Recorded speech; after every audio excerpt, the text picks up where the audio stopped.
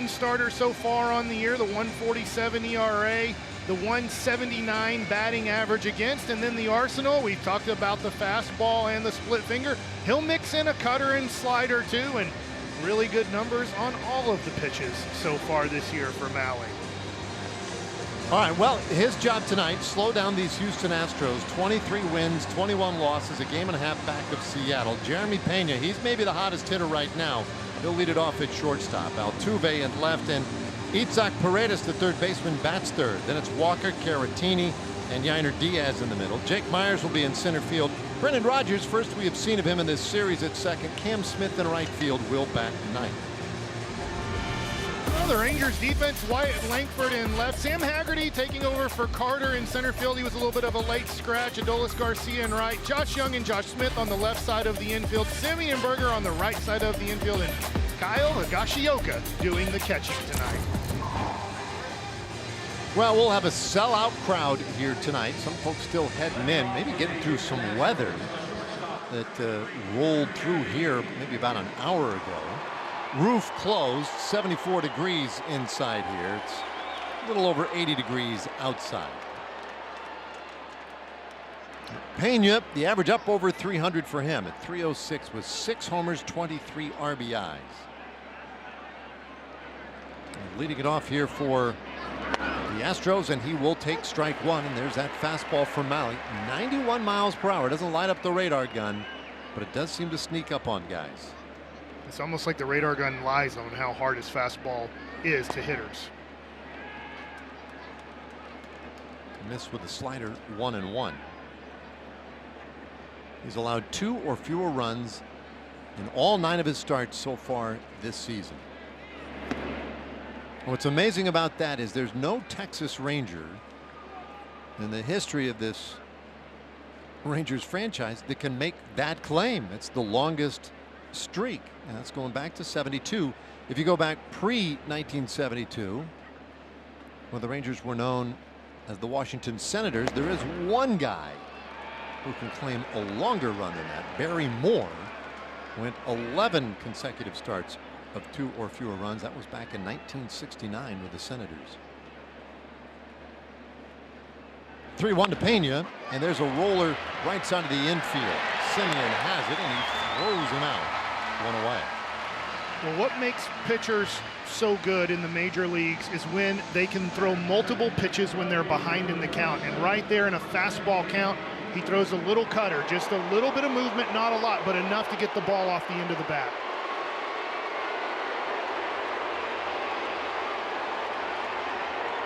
A fairly lusty greeting for Jose Altuve. And these Rangers fans is the first pitch from Mahle. That one catches a corner, and I'll tell you what, if he gets that call tonight all night, it could be a long evening for these Astros hitters. Nick Lenz with the call back there.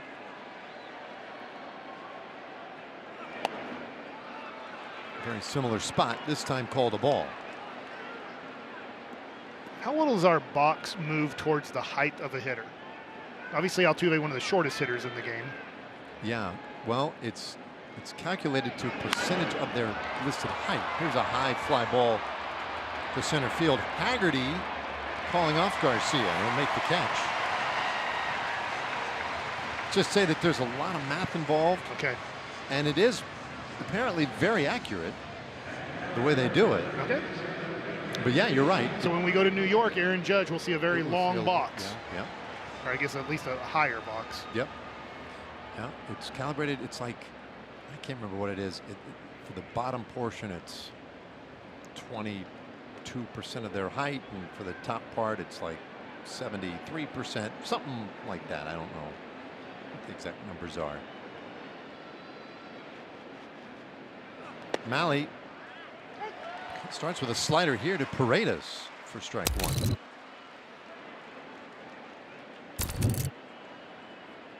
Isaac Paredes, longtime Tampa Bay Ray, was a Cub before becoming an Astro, and he takes strike two. And he'll take his time out. The Astros, Mike, they have scored 8 runs this year in the first inning. all year. That seems almost impossible. It is a very low number. 0-2. And that is line just over short. And Paredes is aboard.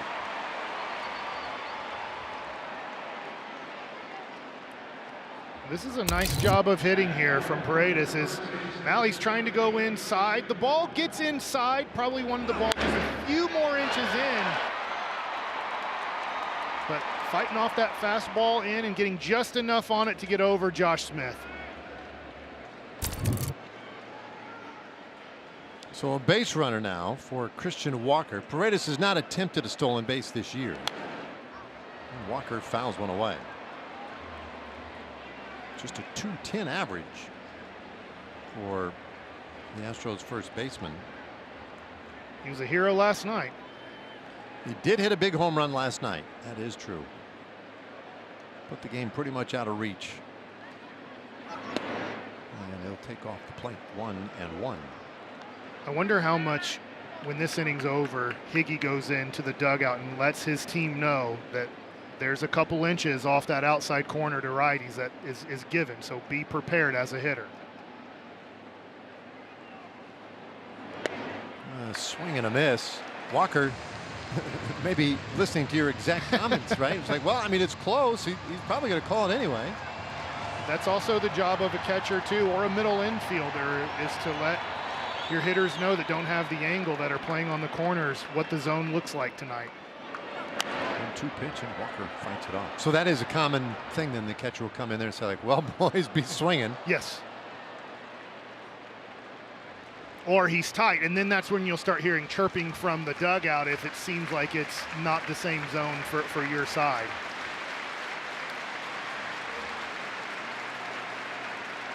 Two outs. And the pitch from Malley, that's low.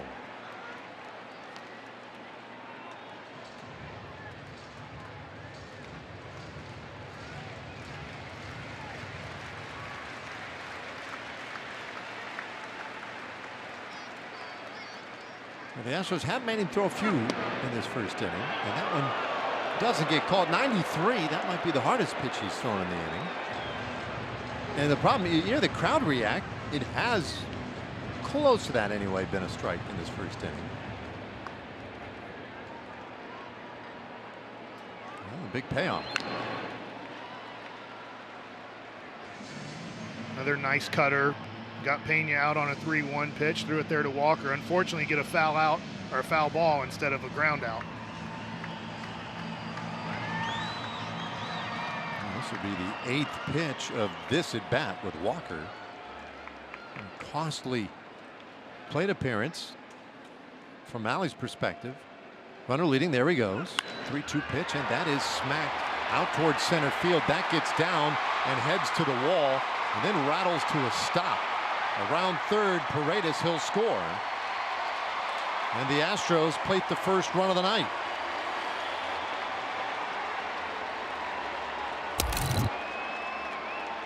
Well, the more pitches you see, the better your timing will get. Yesterday, Walker hits the big homer in the 7th. Tonight, he gets the double. And with Paredes on the move, he scores easily. And like you said, they've only scored 8 in the first inning this year. Make it 9. Yeah, they've done it. A rare first inning run for Houston here tonight. And let's face it, a rare run allowed by Malley. He doesn't give up a lot of those, and there's a strike to Caratini.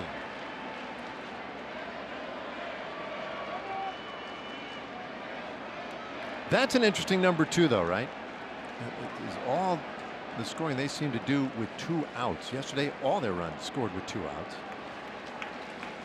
So they're tough to put away. 1-1 on Caratini. Now he's a switch hitter. The only guy who will bat from the left side here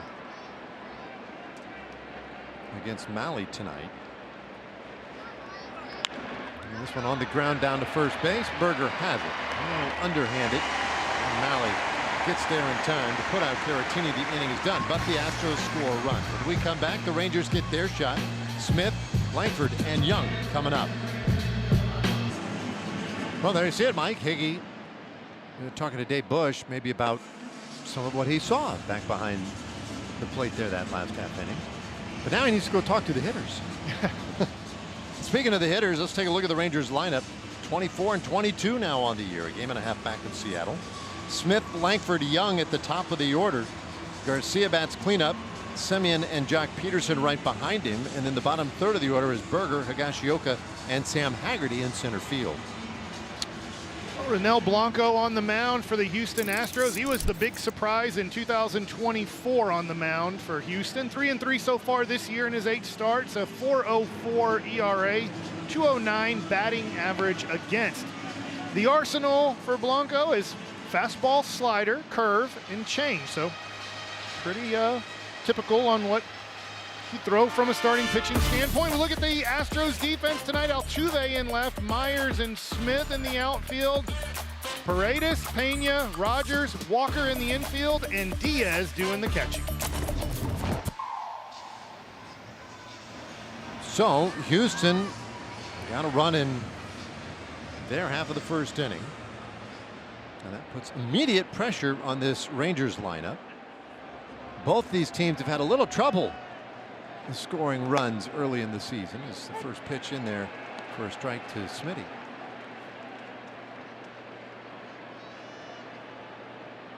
Josh has been one of the real consistent forces, though, in the Rangers lineup. As Blanco deals, and that's fouled back. Average up over 300 at 305. 4 homers, 10 RBIs.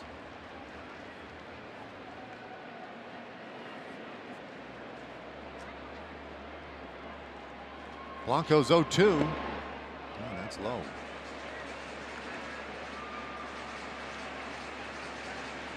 I saw that note there. Smitty hits in 8 of the last 9 games. He was held hitless in the opener. 1-2 pitch, and that's popped up. Paredes backpedals onto the grass at left field, and the third baseman makes the catch. 1 away. So here's Langford.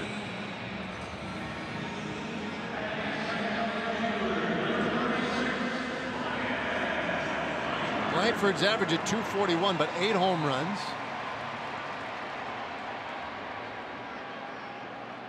Blanco's first pitch to him, a little bit up. Okay, gives you an idea. Maybe the ball just above the zone will be called a ball. 1-0. That's right down the middle there, the curveball from Blanco. Langford 2 for 9 against Blanco in their encounters last year. Now the curveball, he's liking that one tonight. 1-2. Goes to his slider most. It's not overwhelmingly his out pitch, but that's the slider is the pitch he likes to go to the most for his out pitch. There is the slider, and he did get Langford out. First strikeout of the night for Blanco. Well, after throwing the curveball, he goes to just the harder breaking ball, the slider, and this is located well. And unfortunately for Wyatt, first at bat didn't go his way, and need Wyatt to get going here in the month of May. Josh Young got jammed, pops it up down to first, and that's an easy play for Walker. Rangers go 1-2-3 in the first inning and make it easy on Blanco. 1-0 Houston early on.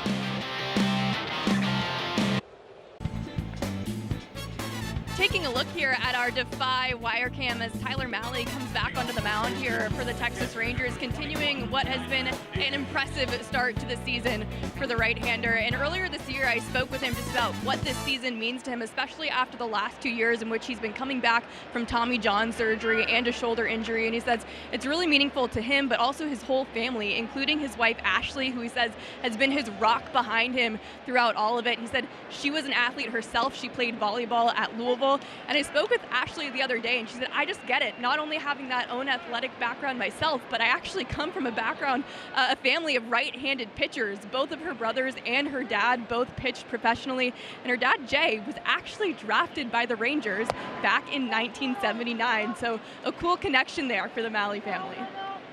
Wow. Yeah, that's great. I didn't know that. Neither. Oh, now we get a little chirping. Oh boy. Joe Spada, second-year manager in Houston, not happy early on here with the calls of Nick Lentz. And Nick Lentz basically said, hey, listen, that's enough. Here's the 1-1. Diaz high in the air out to right center. Garcia has just enough room. Oh my. Right up near that yellow stripe, and he makes the catch to perhaps save a run. Let's take a look at this one again on our T-Mobile coverage cam, as this ball has quite a bit of carry on it. Adolis calls it last second and then reaches back and saves at least an extra base hit. Let's see here. Tough to tell if that would have got out of the park, but a really nice catch from Adolis, who's having a great year defensively. He's having a spectacular series.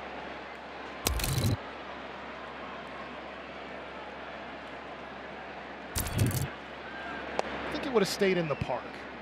What do you think? I think it was right. Yeah, It's just just so it's- close. yeah. I think maybe the greatest likelihood is that it hits the top of the wall and bounces one way or the other. If it bounces out, then they get the double and you move on. But anyway, who knows? Foul ball by Jake Myers. 1 ball, 2 strikes. .294 average for Myers, their everyday center fielder.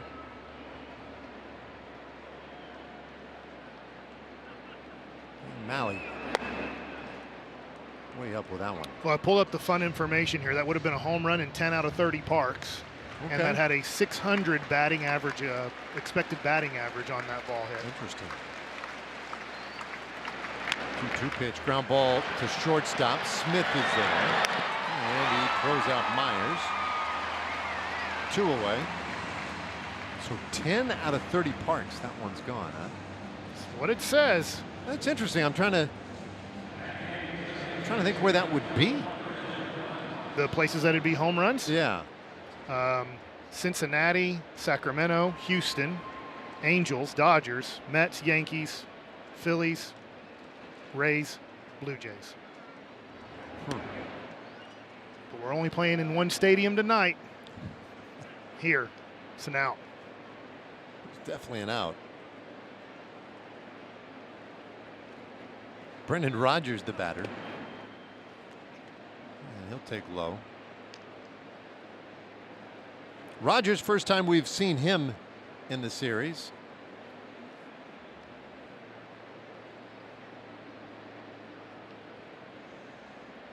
In fact, the last he played was Wednesday as a defensive replacement.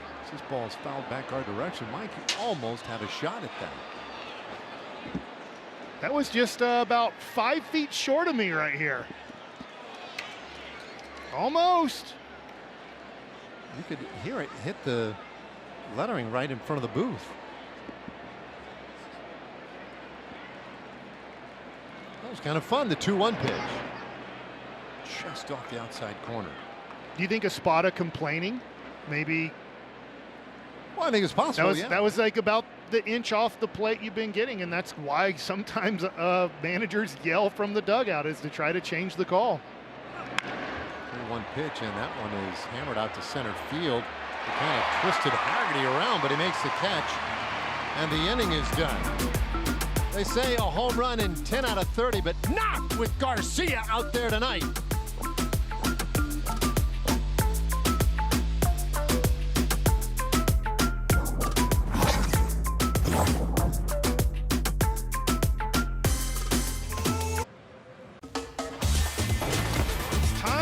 go to our TXU Energy rivalry look back, and it's Adolis Garcia in 2023 in the ALCS. 5 home runs in the series MVP, and it was a blast to watch Adolis own these Astros. Yeah, that was the greatest week and change of baseball for a Rangers fan in a long, long time, especially for that guy. What a postseason Garcia had. A bouncer up the middle. Pena gathers it up and throws him out, and Blanco has retired the first 4 batters he's faced tonight. Well, the Rangers definitely, I know it's only 4 guys, but have not looked comfortable at the dish so far.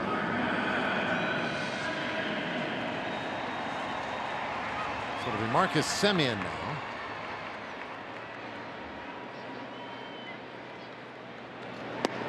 And he'll run a fastball outside for ball 1. Marcus at 173 for the year. 3 homers, 17 RBIs. And he comes up empty 1-1. It's a comment we could make about a lot of Rangers hitters these days, but the Rangers really need Marcus to get going here.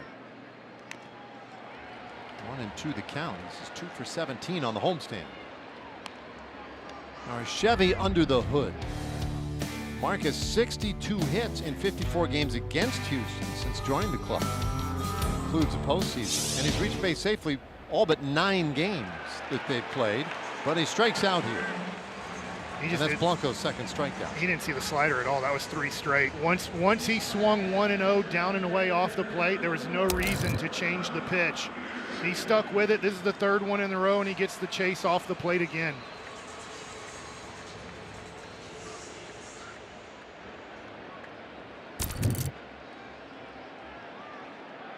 So Blanco this time goes to work on Jock Peterson. Remember that stuff I said about Marcus Semien a moment ago? Just run it back real quick. Jock takes high. 2-0.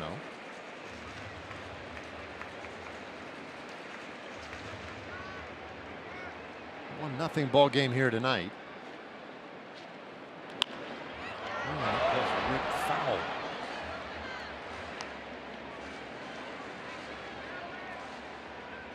A little too quick that time. Jock was 0 for 3 yesterday with a walk, has 1 hit and 13 at bats on the homestand, and he takes low. It's 3-1. It's a good take right there. That ball on the plate as a pitcher, that's a pretty well executed pitch. You're thinking you're going to get a swing on that one.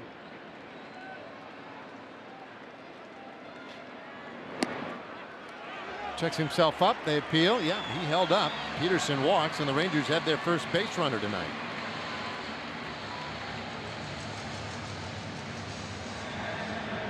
All right, well, this is where Houston has kind of been a menace to teams, and that's with 2 outs, doing most of their damage. Can the Rangers maybe do something here with 2 outs? Peterson walked. Now Jake Berger.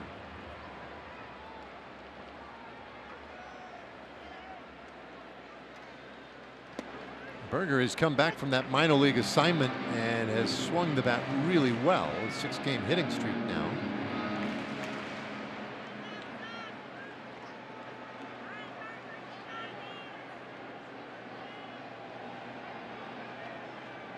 Blanco is up with that one. 1-1. Blanco's not a kid. He's 31 years old. Signed out of the Dominican, and he wasn't a kid when he was signed either. Unusual signing. Berger pops this one up back of third base. And that's handled by Paredes. The inning is done. Rangers leave a man who will head to the 3rd tonight. Houston leading the Rangers 1-0. Well, today was a special day in Globe Life Field history as we welcomed in the Texas Rangers' 10 millionth fan. And that 10 millionth fan is sitting with me in the stands right now. It is Shamika Davis and her little baby doll. Dalton, who is just so cute in his little Texas Rangers gear. But Shamika, I mean, this is such a kind of crazy stroke of luck for you. I'm curious, how did you find out that you were the 10 millionth fan? I got chased down. And I thought it was Ashton Kutcher pranking me until I started looking around, and they said, it's a red carpet right there. Then I was like, oh, okay. I just need you to walk through the doors, and I was like, okay. So I didn't know until I saw the red carpet. I thought somebody was trying to get me. Well, this is very real. You're a piece of Rangers history today. So what's it like to be a part of this team history? It's so surreal. I mean, this is my first baby. He's 7 months. I'm 41. I know, right? But this is just everything for us because I get to put this in his room, and he's going to be a part of history. So this is a wonderful thing for us. Well, Dalton is definitely a lifelong Rangers fan, but how long have you been a Rangers fan for? Ever since 2008 when I moved here. So, yes, I'm originally from Memphis, Tennessee, but go Red Oak, okay? So, therefore, I'm from Red Oak, and I've been a Rangers fan since I moved here. All right, and what has been the coolest part of today for you? The free alcohol, you know? right there. No, but spending it with my family, getting jerseys. It's just something that I didn't expect today, and I never win anything. So this was just so surreal for me. Well, thank you so much, Shamika, and congratulations on your stroke of luck today. We're so happy that you are our 10 millionth fan. Thank you, and go Rangers! All right, back to you, Dave. That's right. Cheers. I mean, that's awesome. How much fun are we having out there? Shamika Davis. That's right. Another round.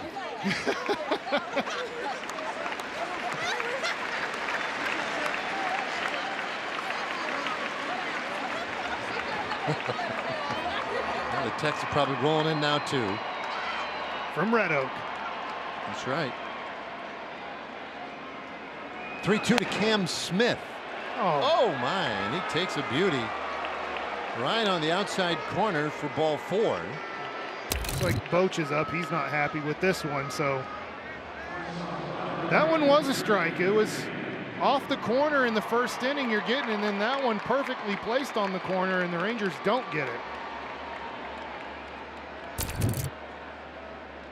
So now Nick is hearing it from both sides. We saw him having words with the Astros bench last half inning. Well, Boch getting on him a little bit, and that one is piped right down the middle for strike 1 to Jeremy Pena. Pena grounded out of the first inning. He's 0 for 1.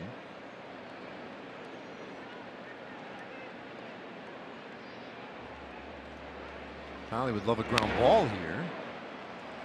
Chance to maybe turn 2. No balls, 2 strikes on Pena. He did hit a ground ball his first time up.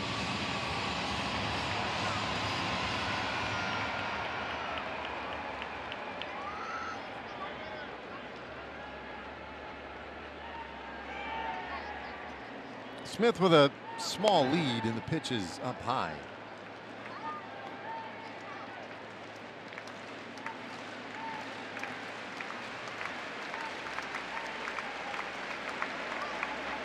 Pena trying to do that special breathing, the big inhale and exhale to calm himself, but he strikes out swinging, and that's the first strikeout tonight for Malley. Really nice split finger, bottom of the zone. It's going to be strike 3 if you take it. You can see Pena way out in front. He does not recognize that this is a split finger fastball at all.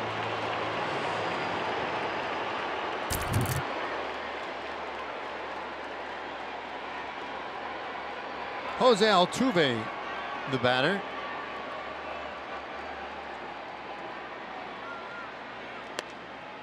Gosh, it's been like 7, 8 years of that now? Yeah, we didn't know until 20, is that right? Like at the end of the 19 season is when we found out from the public, right? Because it was going into spring training, then we ended up having the COVID year, if I'm correct about timing. Yeah, you're right. That's right, because the COVID interruption. And Frank Robinson was the manager. AJ Hinch had been let go. So at that like press conference with some of the Astros, including Altuve, I think, because Dusty Baker. Yeah, sorry, Dusty Baker. Yeah. 2-0 the count here on Altuve, and Mahle breaks contact. Looks Smith back to first. Yeah, you're right, because I remember the irritation with the idea that COVID had somehow saved the Astros from all that derision and ridicule from fans. Yeah. They ended up playing that season in empty stadiums. Yeah, so for the first, I guess, the 60-game season, they didn't hear anything. No. Altuve has absorbed much of the boos since then for this Houston team. And he swings and misses at strike one. Well, we know Altuve's an aggressive hitter, and this cutter here below the zone on the plate gets Altuve out in front and fishing. It's been a struggle for Altuve this year, and he takes a strike, full count, and he's going to have to get dressed again. Definitely have to take your time out, I'm pretty sure, just to make sure you have all your stuff gathered. Perfect pitch. He threw one earlier to Smith, and it was ball 4. That one's called strike 2.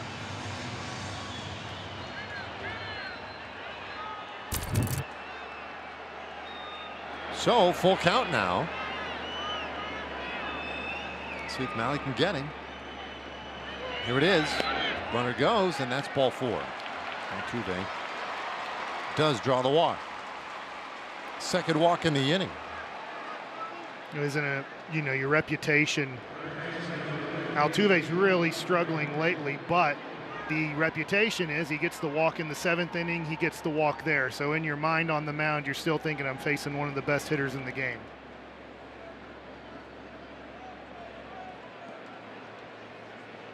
Well, 2 base runners for the heart of the order now. Itzhak Paredes, the batter. 1-0 the score.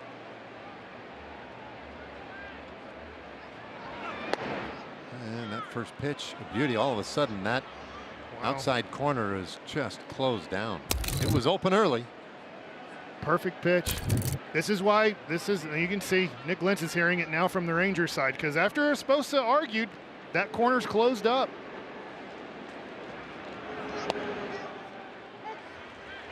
One and one the count on Paredes.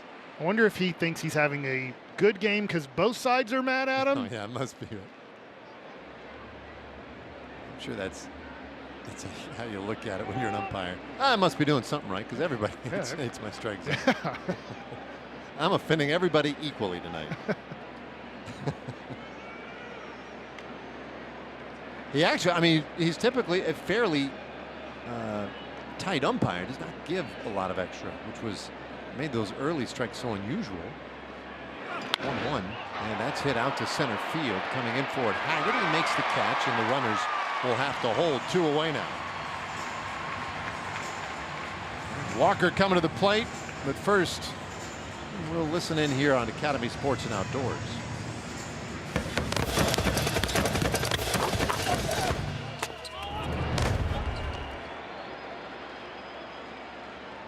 Walker had the RBI double in the first inning.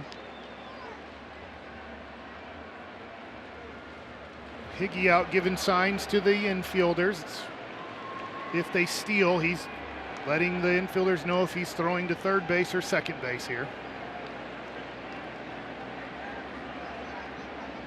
With that gear, it's awesome gear. I wonder if it's a little bit tough for the infielders to pick up the ball. Yeah. Because it's the same color as the ball. There's a high fly ball left field. Langford coming in, and Smith will let him make the play. The Rangers outfielder making plays in this inning.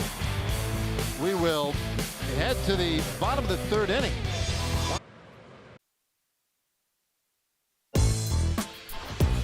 Well, Nick Lentz is your home plate umpire, and in the 1st inning, Mahle's getting calls off the plate. We recognized it, said, well, maybe it's an inch or 2 off the plate. After this one, which was a strike, the Astros at least were complaining. And from that point on, everything that's been on the corner for Mahle has now been a ball, and Bochy's been arguing. And it's been a tough one for Lentz back there as he's hearing it from both sides, and I'm not sure how the outside corners against righties are going to be called the rest of the game. No, kind of an adventure here early on. Higashioka will lead things off. He'll take low. Now, who was arguing from that Houston side earlier? Was it Joe Esposa? I got it wrong, don't I? Leave Sue out of this, would you please? It's Espada. Espada. Yeah. Have I said it wrong multiple times already? Thanks. Esposa. All right. But I'll tell you what. Fans should know. I want people to understand why you make that little cross up. I won't even call it a mistake, Mike, because you know you've been working hard on Spanish. You've been taking Spanish with that little app. I have on Duolingo. And every once in a while, See. Yes, see, exactly. But so for having this job, something's really sinking in, right? For having this job, I am pretty horrible with names. I'm going to get better at it.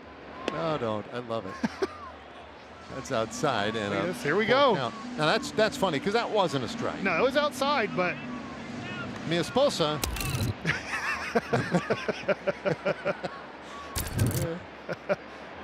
3-2, and that's ball 4, and Higgy will take the walk. Yep, there we go. It's 4. Boy, there's all kinds of confusion, and it goes well beyond the names of everybody involved. There's Joe Espada in his second year managing Houston. He's probably an Esposo. I bet he is. Yeah. The ring gives it away. Sam Haggerty will bat now. I love it. What's the best you've come up with the Spanish so far? Because you trot it out there every now and then with some of the guys. Oh gosh, I was telling early in the year, like Adolis Garcia, I was saying, yo aprehendo hablar español, like I'm learning to speak Spanish. And necesito ayuda, I need help.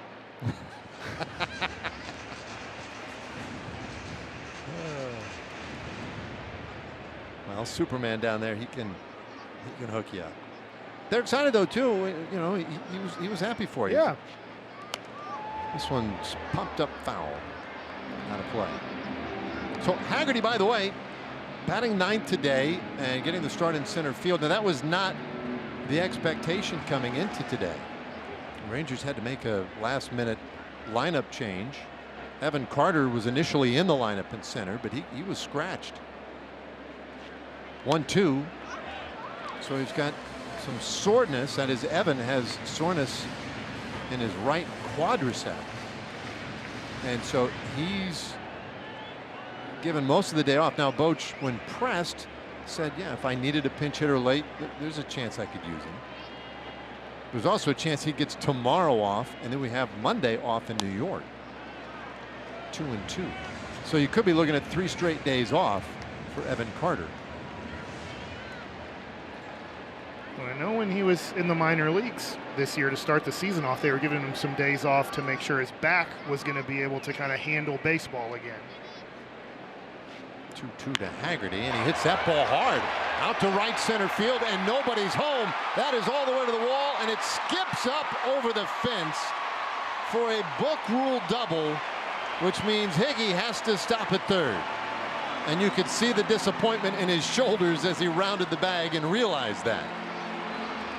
That was going to be an easy RBI for Haggerty. Well, great job of hitting from Haggerty here as he gets a cutter that stays out over the plate. He hammers this one in the gap, and unfortunately this ball takes a big hop and gets over the short fence there, and Higgy read that perfectly off the bat. He was going as soon as he saw that ball hit, knowing it was in the gap. The Rangers have to cash in here. Yeah, we've said that more than once. Looks like right now the infield's going to play back. They're going to give the run up the middle, and even at first base, you can just put the ball in play. That is on the ground on the infield or in the air to the outfield. A pop out or a strikeout just can't can't happen as that one's fouled back. And the only places of hitting a ground ball you'd be in trouble is Paredes is in at third and hitting it back to the pitcher.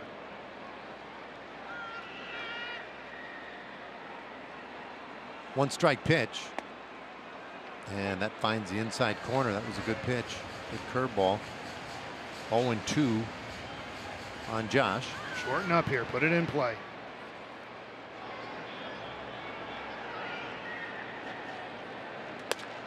Upstairs. Well, we've talked a lot about Brett Boone, who was added as the hitting coach for the Rangers at the start of that last road trip. This is where he wants to see improvement. In the air. Popped up short left field. Altuve doesn't have a great arm, but the Rangers aren't going to be able to run on that one. That's just not deep enough.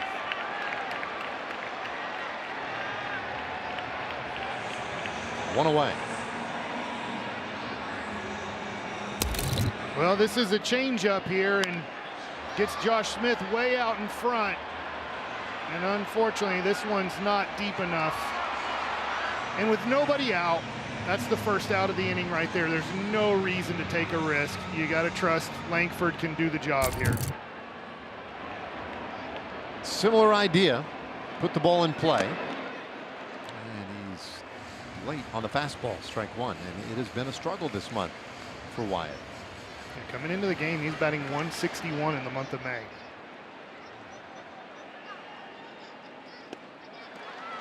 Oh, 0-2. All right, so he's had two big cuts, but now again, even though he is Wyatt Langford, big power hitter, this is where you'd like to see just a simplified approach, almost like playing pepper with the ball. Just hit it anywhere on the infield. 0-2. Did it go? No. That was close. You know, you talk about pepper. My manager with the New York Mets was Bobby Valentine, and he would make us as pitchers. That's close. That's 50-50 right there. He would make us play pepper for 15 minutes a day every spring training day to learn how to control the bat. It's a big deal. The 1-2 pitch. That's outside. Now, in those days, you were also hitting, right? Yeah, that's why all the pitchers, especially the starting pitchers, we'd have to play pepper for 15 minutes. That was part of our practice to control the bat. Walker is up maybe about even with the baseline at first base. Everybody else is deep. Outfield very deep. Second and third, one out. Here it is. And that's outside. Full count now. Blanco, another miss here, loads the bases for Josh Young. That's acceptable. Rangers would take that.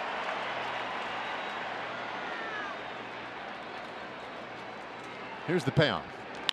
And a ground ball in the hole short. Diving stop Pena. His only play is nowhere. And he throws it away. A run is in. Langford got loose from first. He'll return now. Haggerty got to third base. A little confusion. Wasn't a lot Pena could do with it anyway, but we're tied at one. Well, this is a lot of smart base running from the Rangers after Langford works the count to a full count and then gets a breaking ball and hits it hard in between third and short. Pena makes a really nice play here. Haggerty puts on the brakes, gets back in time, and then once the ball gets away, he gets to third. Langford thinks really hard about going to second base. When he sees that this backed up well by Cam Smith, he puts on the brakes and doesn't give the Astros a free out. A single and an RBI for Langford. Oh, and there's a tough call on Young. Also an error that allowed Haggerty to get to third base. Fourth error of the year on Pena. 2 in the series, right? Yeah. It's way up.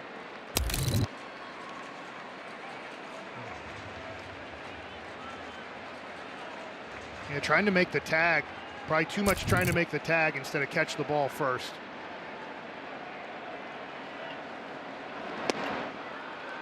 One and two the count on Young. Look, Blanco has a good slider, but when you call a slider 2 inches off the plate on the first pitch, it makes it tough to lay off of that pitch.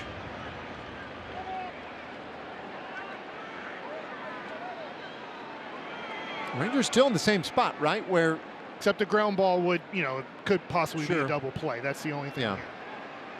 although that right side of the infield wide open. Pitch on the way. That's in the dirt. And I'd love to see from Blanco how many. He hasn't thrown much of anything inside to righties. He's thrown a few, but I'd say 2 out of 3 pitches at least are outside. Haggerty at third, Langford off first, and Young swings and misses. And that is strike 3, another big strikeout for Blanco. Well, right when I say that, he doesn't go hard in, he goes soft in, he goes change up. Josh Young reads it as a fastball in and just way out in front.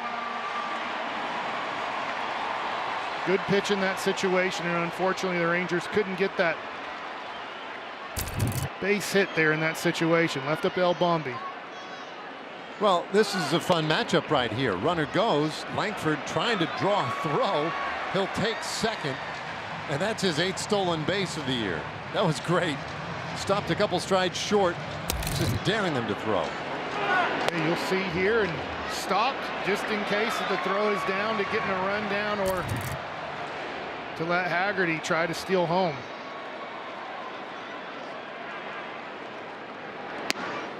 That's low. 2-0. El Bombi 0 for 1. What do you think the reputation is from Houston after we just showed the ALCS on how aggressive they want to throw a strike to Garcia here? Yeah, might want to be a little careful. That's in. Oh, come on. Oh, my. You can't call both. You can't call both. Yeah, that's pretty close. That's probably going to ring up as a very good call from Lentz. 2-1. Garcia shoots that foul. That was a home run pitch. Got away with a home run pitch.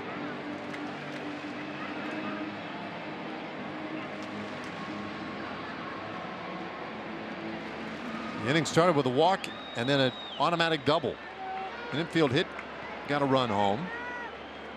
Throwing air and a stolen base in there. The Rangers have second and third, 2 outs. A chance to take a lead here.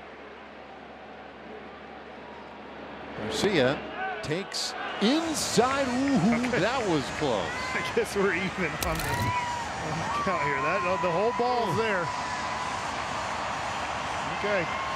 Okay, listen, it's a break, right? It's a huge break, but only if you make it into a break. To Esposa, no happy there. Here comes a 3-2 and a foul ball. That'd be no Feliz. No Feliz, see.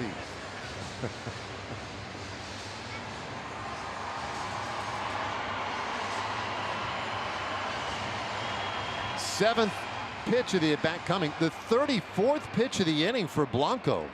Here it is. Inside, ball 4, and they are loaded up. Well, he did take advantage of it. Blanco's got to be huffing and puffing. It'll bring up Marcus Semien.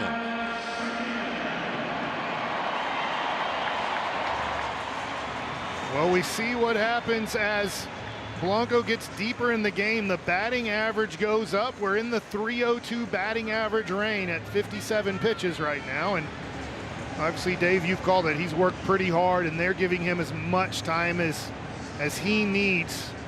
Diaz goes out, and then last second, you get the pitching coach out. They're trying to let him recover here and then make sure to throw quality pitches to Semien. We saw Semien's first at bat. After the first pitch was a ball, he chased 2 sliders, got 3 in a row. I'm assuming here in a bases loaded situation, you're going to see quite a few sliders.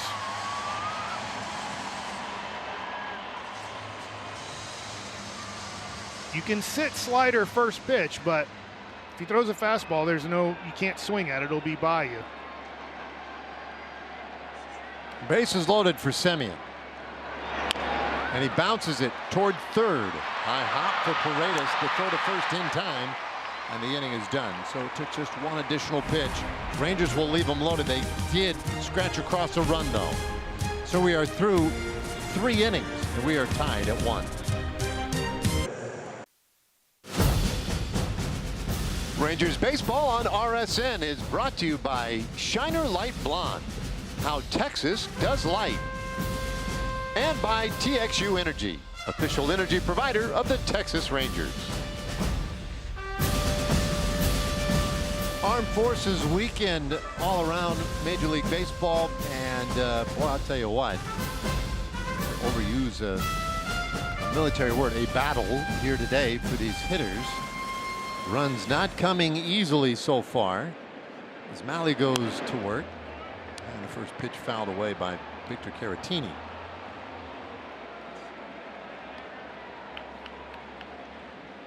Well, both teams above 500, but both teams struggling to score runs this year. Yeah, it's been a trend for these two clubs, and not a fun one.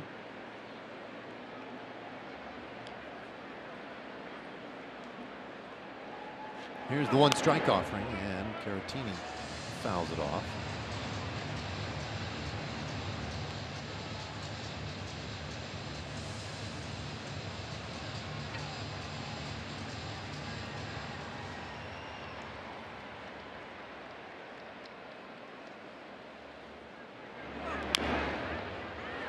Another bouncer foul, 0-2. So the Astros got their run in the first inning, a single and a double, both coming with 2 outs. In fact, there were 2 outs, nobody on base, and an 0-2 count on Itzhak Paredes. But Houston did not give in. There's a swing and a miss. Caratini strikes out to begin the 4th. Well, a really nice splitty here from Malley. His second strikeout of the game on that pitch. On the plate, bottom of the zone. So there you go. Astros swing rate on the first pitch of an at bat, 3rd highest in baseball, 35%. And Malley does not yield very much on that first pitch of an at bat. There's another first pitch swing. And Diaz rolls out easily to second. 2 away. I didn't jinx it, Mike. Good job. Thank you. I feel like I'm more the jinxer. I might have more power than you do. That's possible. I mean, I did sort of set up that first run in the first inning really well for you to know. I felt pretty comfortable, pretty safe with 2 outs and an 0-2 count to make the observation that they'd only scored 8 runs all year in the first. That one got me. There's Malley. Pumps one into Jake Myers here for strike 1.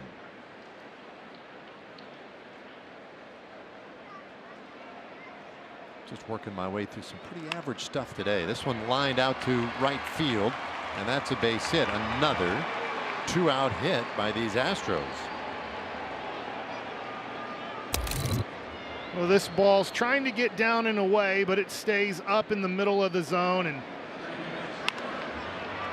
base hit single and keeps the inning alive for the Astros.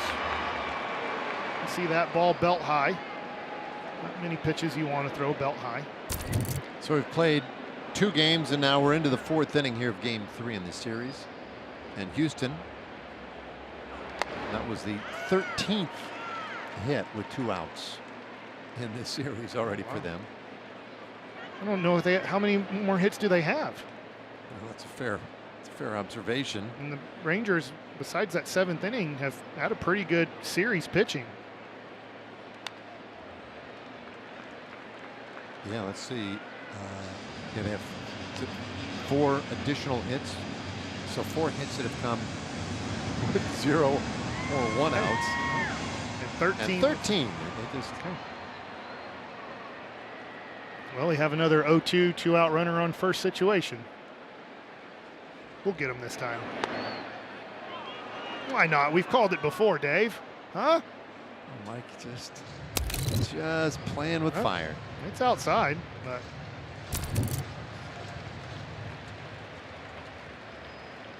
Malley looking at the runner. He goes. Little tapper back to the mound. Malley has all kinds of time. And a little lob to first gets Rogers to end the inning. Well done. And well done by Tyler Malley. He'll hang out in the old-fashioned honky-tonk, and he'll also pitch some good baseball for you.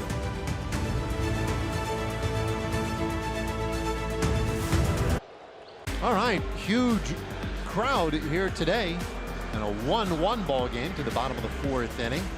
Rangers and Astros, and the Silver Boot Series presented by TXU Energy, well, concludes tomorrow afternoon. At least this 4-game series does.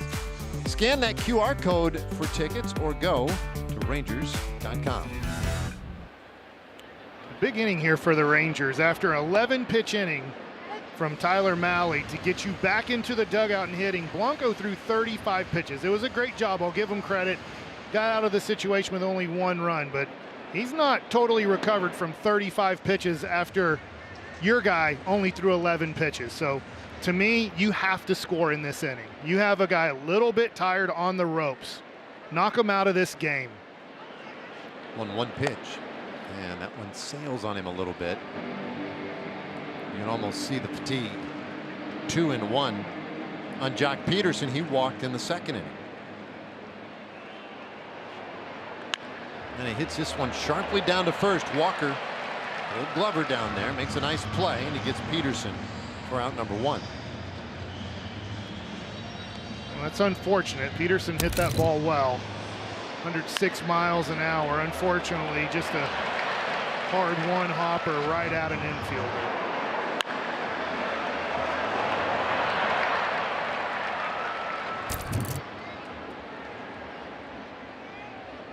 Now Blanco goes to work on Berger. Look out. Breaking ball that just kind of slipped out of the hands, I think. You know, it's interesting. Blanco today, fastballs, curves, and sliders. That's been the pattern. This one hit hard out to left center. That one's down and bounces up into the bullpen again. Second time today the Rangers have hopped a ball into a bullpen. An automatic double for Berger. Well, good job after the bad breaking ball, 4-seam fastball, and this is what Berger loves, belt-high fastballs. This ball's crushed at 111 miles an hour, and ground rule double, you're facing a tired pitcher. Take advantage of it. 2 guys have hit the ball hard. One, unfortunately, right to a first baseman. That one in the gap. It's time for Higgy to do some damage. Gashioka walked earlier, hits this one on the ground, third base. And Paredes throws him out. That's the 2nd out of the inning. How about a message here from Choctaw Casinos and Resorts?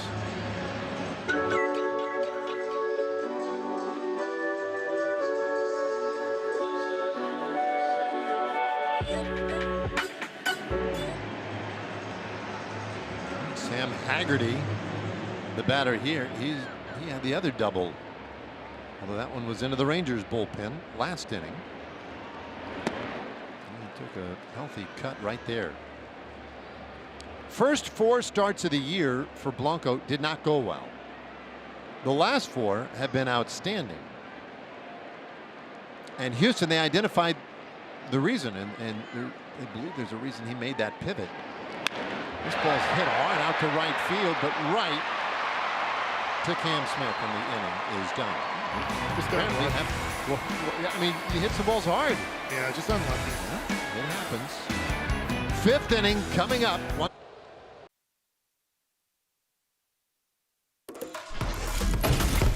Let's take a look at our Yingling flight cam, and it's Adolis Garcia defensively against the Astros in this series. For Jacob deGrom, he makes 2 spectacular plays, and then tonight robs an extra base hit.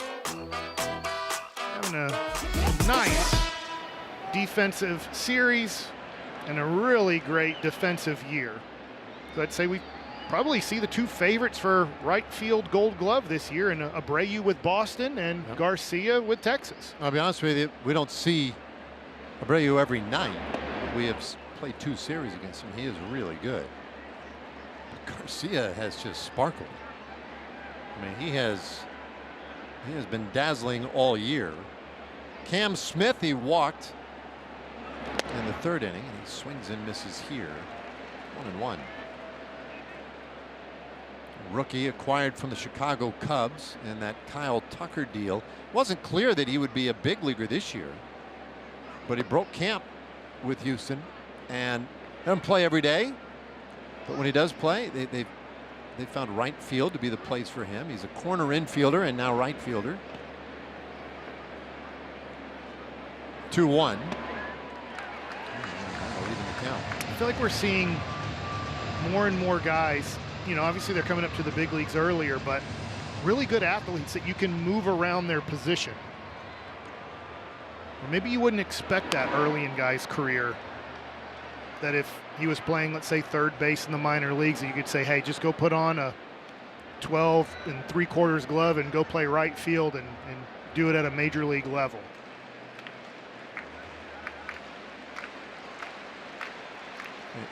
Pretty athletic guy, the 2-2, and that's fouled away.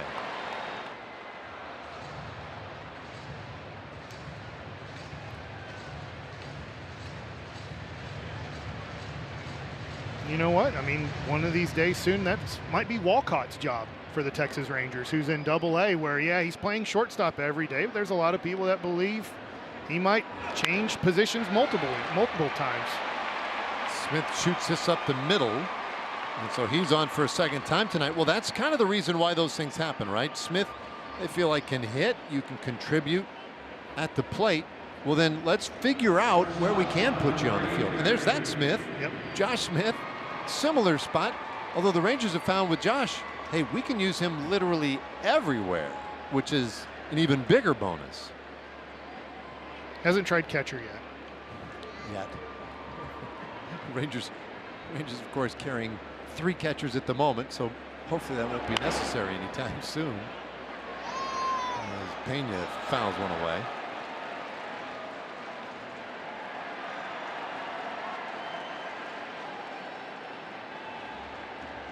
But look, if you can hit at this level, teams will figure out a way to get you on the roster.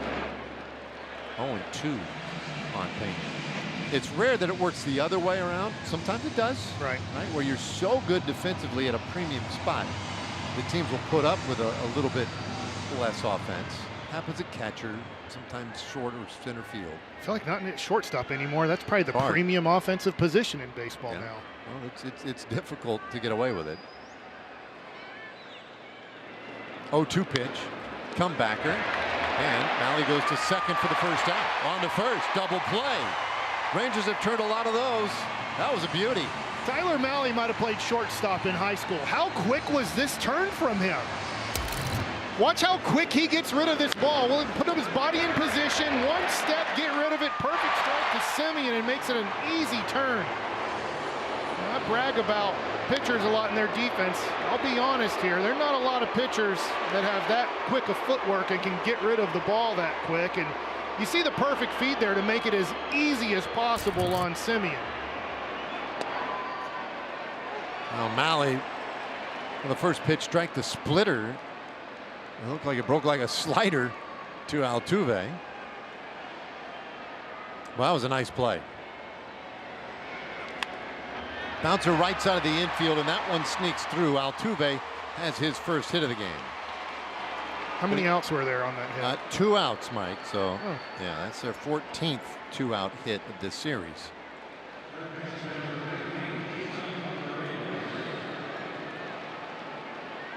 Pretty amazing. Now Paredes, who is 1 for 2. I was just, I don't know if it was earlier today, it might have been yesterday. I was looking through the defensive metrics player by player for these two teams. And Malley's numbers, his like defensive run saved, they're up there, right? Like he's in positive territory. He stands out on those charts. And you figure, you know, you're a guy making a start every 5th day. You don't get many opportunities to actually have an impact with the glove and quote unquote save a run. But it tells you that his glove is pretty special. Yeah. If he's showing up already on those charts. Well, and his footwork there and just throwing the ball right to your middle infielder's chest, perfect. And here's a strike, 2-1 to Paredes. We saw yesterday McCullers for Houston. Obviously, he hasn't pitched in a long time, so he got the comebacker from Evan Carter, and you know they gave the error to Pena, but it wasn't a very good throw. No. And it wasn't a comfortable looking throw. It was kind of a guide throw. Good block by Higashioka. 3-1 to count. Well, that's huge, and if Paredes here were to get a base hit, it's not going to be a run scored because of this right here, the backhanded stop. And Altuve stays at first base. That was a really nice play. Another 3-ball count here, and Mahle delivers 3-1. There's a swing and a miss. It's the 5th 3-ball count so far today for Mahle. He's thrown quite a few cutters with that 3-ball count. That one was a splitter that he executed at the bottom of the zone.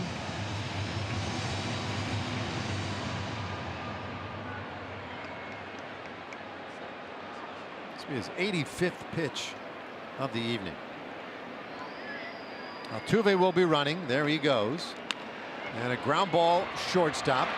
Smith with a long throw across the diamond. In time, and the inning is over. Tyler Mahle has given the Rangers another strong 5 innings, and it's his defense tonight helping out the Texas Rangers with the 1-4-3 double play.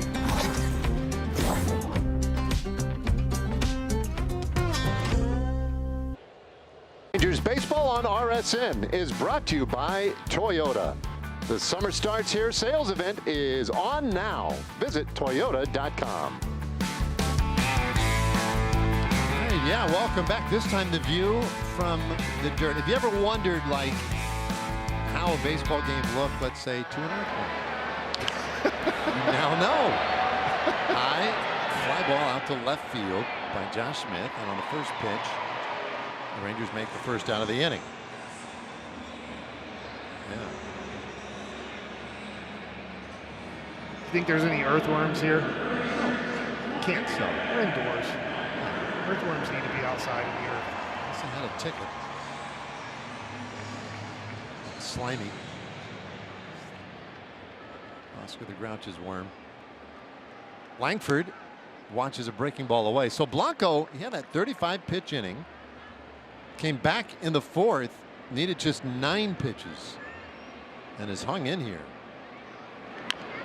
Here's a little tapper out in front of the plate. Blanco down the hill will barehand throw, not in time. Langford beat it out. Walker is already signaling into the Astros dugout to say, take a look. That was close, and they do want to look. We'll see the first look here in real time. Houston is challenging a safe call at first base. Mark Ripperger giving us the intel here. All right, so here's another look. I think he might be. Let's Close. It's close. Very close. I'll tell you what, we were talking about Mahle. Give Blanco a lot of credit there. He was as quick as you could be on that ball and getting rid of it. So he was an infielder growing up in the Dominican. He didn't start pitching until really, really late, after the age at which most kids are signed out of the Dominican. And so only did he start throwing off the mound. Let's see. Yep, he's going to be out. But he played that like an infielder. I'll tell you, I don't know what the expected batting average is because the ball's not hit hard or far, but I would say against almost all pitchers, that's going to be a hit with Langford running down the line. There's only a few guys that can get off the mound and After get that. review, the call in the field is overturned. The runner is out. Houston will retain their challenge. Well, I'll tell you, I know it's crazy to say it, but I was almost surprised he even threw it. When he came down the hill to get it, I thought, probably better just not to even throw. Well, we'll see the replay here. Just barely out, but that was a play made by a guy getting off the mound quickly, bare hand, and then just throwing it as quick as he could and throwing a strike to first base. Young takes right on the outside corner. There's that part of the zone there. Now Walker, I thought his stretch coming down the line there was pretty key as well, coming into the runner, as this one's lined right at Paredes. You got to be kidding me. Oh, another tough luck out for the Rangers. And a 5-pitch inning for Blanco. Oh no, it's 1-1.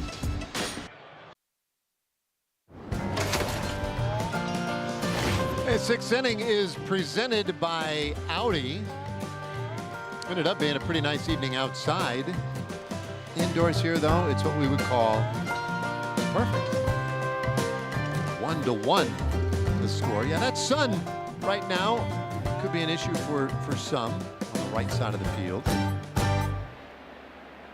Anyway, Malley out in this 6th inning will get Christian Walker, Victor Caratini, and Yainer Diaz, and he gets that first pitch in for a strike. Walker just made that really nice play at first base a moment ago.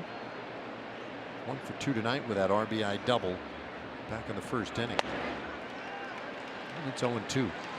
That's a really nice fastball right there. On the hands, top of the zone. You can set up a lot of different pitches here. You can go with the splitter. You can maybe elevate that ball a little bit more. Honestly, if you throw that pitch again, there's not much you can do with it.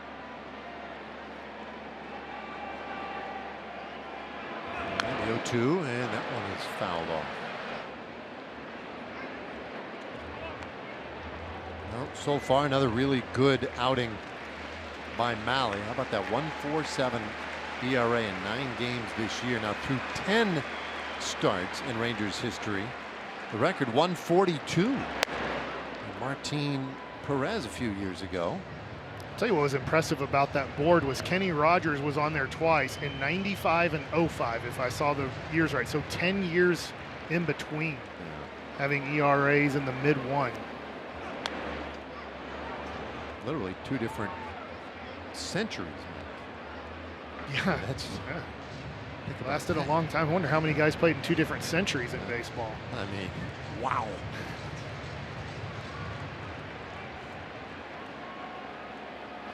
The 1-2 on the way to Walker. And he'll lift it out to center field. Haggerty angling back and to his left. 1 away.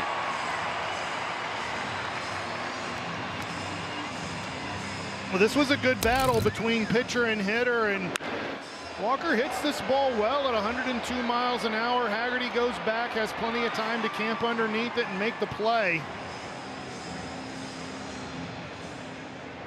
Tell you what, the one thing about the 1.5 ERA right now at 1.49 is most of his innings pitched are in 1-run games or a tie game. We're tied right now. I'd love to know how many innings he's pitched where there's been a deficit or the Rangers are ahead by 2 or more or down by 2 or more, because it feels like every inning he's pitching in, the score's about like this. Little nubber down to third base. Backhand by Young. And the throw is true as always. Caratini retired. And Malley has turned back the first 2 here in the 6th inning. That's a great question, and it would be a really interesting tidbit to know. It seems like the kind of project that could keep a guy like you busy tomorrow. Okay. Well, you're on the call tomorrow. Yeah, well, yeah, that noon, is true. noon game tomorrow. Huh? That's right. He's going to be watching you at home. Well, I'm not sure how I'll do without my whoopee here. Now he goes to work and pumps one into Yainer Diaz. Tomorrow on Roku, which is just a fancy way of saying TV, I think. Yeah, I guess it's a new way of saying TV. Yeah.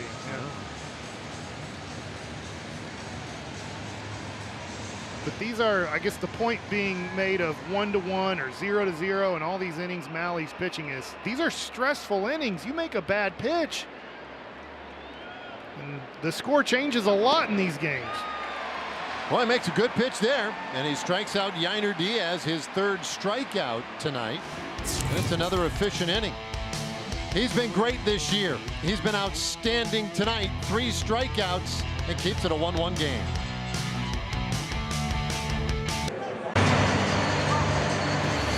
Headed to the bottom of the 6th inning, tied up at 1 in a pitcher's battle. Now, check out the Tex Flex 10-game plan. Build your plan for the 2025 season and unlock the perks like postseason pre-sale access and discounts on food and merchandise. Purchase today at Rangers.com/TextFlex.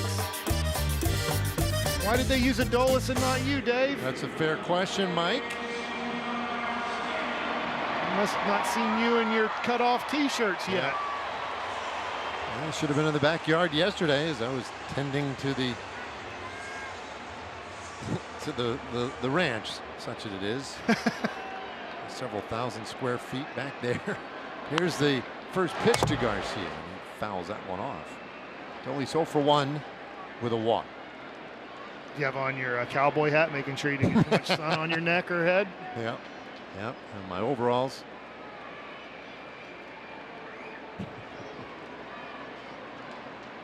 Rangers 1 run on 3 hits today.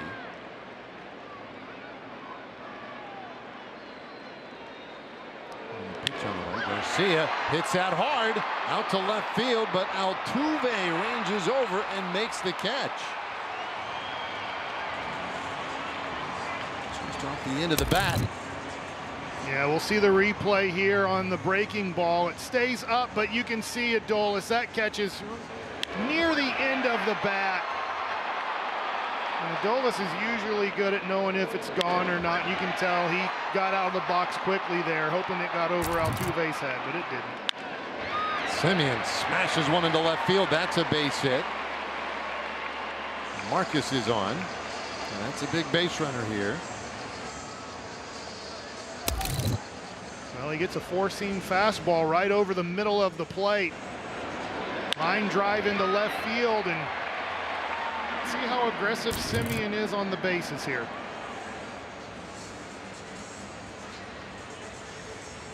Well, after that third inning in which Blanco had to throw 35 pitches, he used just 14 pitches to get the next 2 innings. Feels low here. So that really bought him time. Look at that, a 9-pitch fourth, 4 pitches in the 5th inning. That got him reset. He's in a pretty good place right here.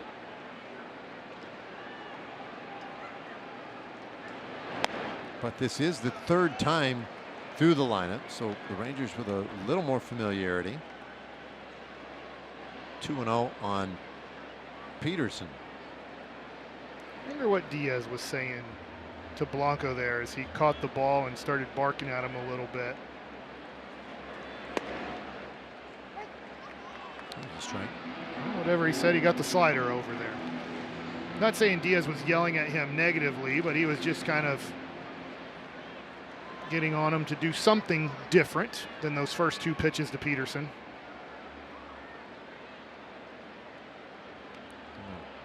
Quick look over there at first. Well, I was starting to make the point last inning that today, you look at him, 78 pitches. It's mostly fastballs, curves, and sliders. He's thrown 8 changeups.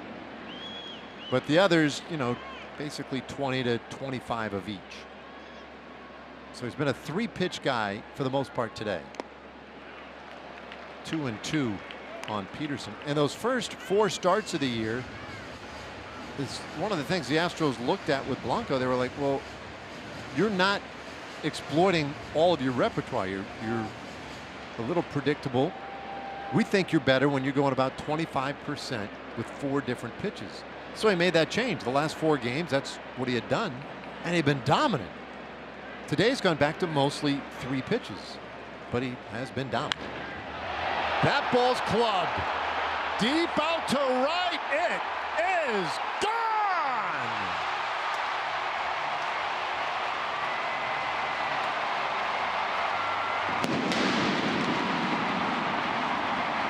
That's a no-doubter for Jock Peterson. And he breaks the tie, puts the Rangers in front 3-1.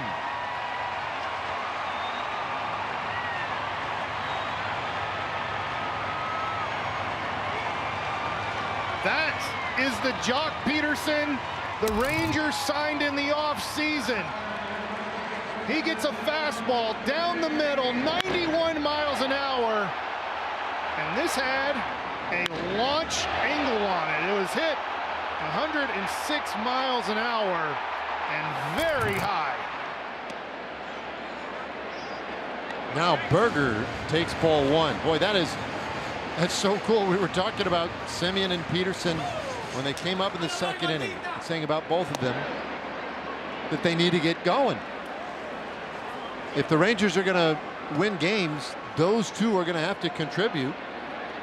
So Semien with the single right ahead of the Peterson towering home run. Wait, this is huge too. It gives Malley the opportunity to get a win today.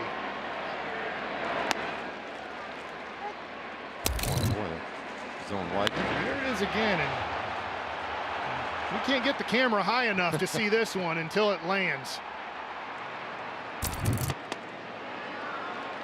Now Berger strikes out swinging, and that's the second out of the inning.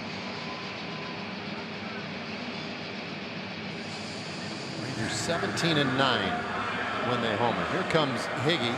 Let's check in with our horse girl, Laura Stickles. I don't like that nickname. Anyways, Higashioka, he's coming off of the IL where he was dealing with that intercostal strain, which are strained muscles in his ribs. He told me that, before he went on the IL, he felt like he was just having to make too many adjustments to his swing just to not make it hurt. And it was taking some of the quickness out of his swing, but since then he says he feels like he's getting back to his normal self. A hole here, 0-2. Hey, one of the things is hitters are rotational, of course. 0-2.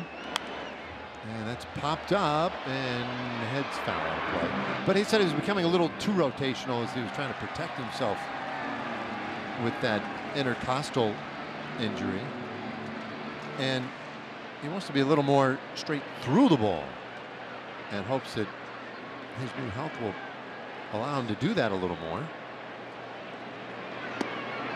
Started and did not go. 1-2. I'm going to give you a silly stat on the Jock Peterson home run. It's a home run out of 29 out of 30 parks. Only in San Francisco would it not be a home run. And it says expected batting average 610. Okay. That makes no sense at all. It literally was a home run in 29 of 30 parks. It's outside 2-2. It's a home run. Expected batting average should be higher than 610. Yeah, it does seem like that would be almost. I'd say almost every home run's like a one. You went 1 for 1. Yeah. Maybe they're expecting him to play a lot of games in San Francisco. Yeah. So, and that's probably off the wall in San Francisco. It's just a high wall. Yeah. So they're like, okay, maybe it doesn't get out there, but it's probably off the wall. I think it was going to be a home run pretty much everywhere. 2-2, and that's pulled foul. Maybe they're saying that there are people who can fly in this world, and they do play in the major leagues occasionally, and somebody would have jumped like, I don't know, 23 feet in the air and caught that ball. It's a little hard to reconcile the math, yeah. Blanco strikes out Higashioka, and that ends the inning. But the Rangers have broken through, had their first lead of the game. It started with Marcus Semien. Hard hit ball into left field to get it started. And that gave the opportunity to Jock Peterson. A massive home run makes it 3-1.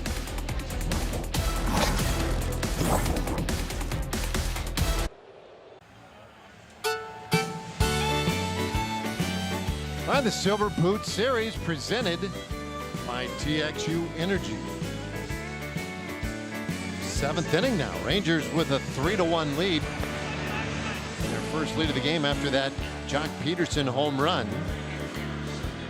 And so Malley's day is done, and Jacob Webb will be the new pitcher now, making his 19th relief appearance of the year. Big spot for Webb here. Boch talked about he wanted to save him. There's a lot of questions yesterday about using him in yesterday's game, but he said, look, he's a multi-inning, pitcher. So we'll see if he's just pitching the 7th tonight, but if he has a clean 7th, maybe pitches the 8th. Almost to the bottom of the order in this 7th inning. Rangers, as many fans are aware, a little short-handed in the bullpen. some fluky injuries this week. Here's a high pop up out into short center field, and Haggerty makes the catch. One away. Bring up Brendan Rodgers. Rodgers 0 for 2. He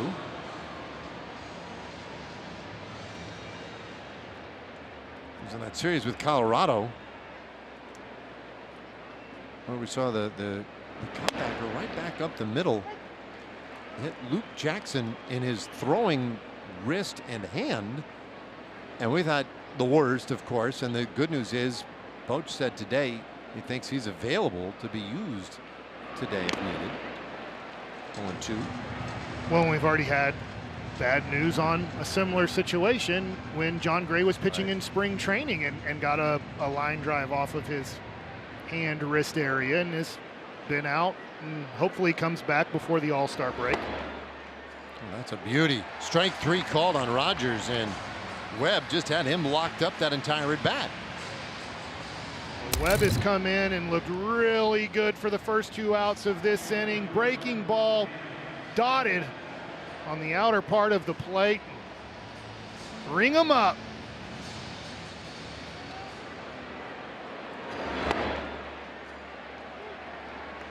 No, 2 out. Cam Smith, the batter.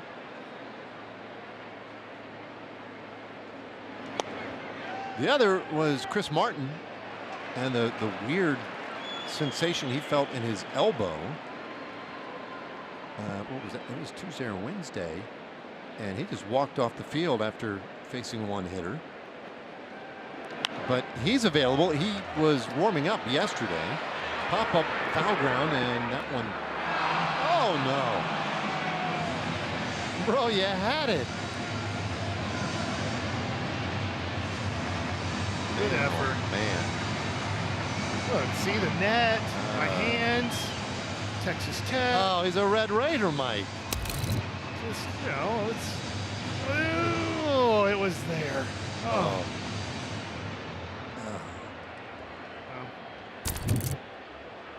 It's a lot to deal with right there. Maybe another one will come his way. I got bad news for you. It's unlikely. 1-2 on Smith. Heads up, it happens, but I know he's sitting near our 10 millionth fan, having a good time tonight. she hooked him up with free alcohol. Nope, didn't go. 2-2. Smith has walked and singled. He's had a nice day.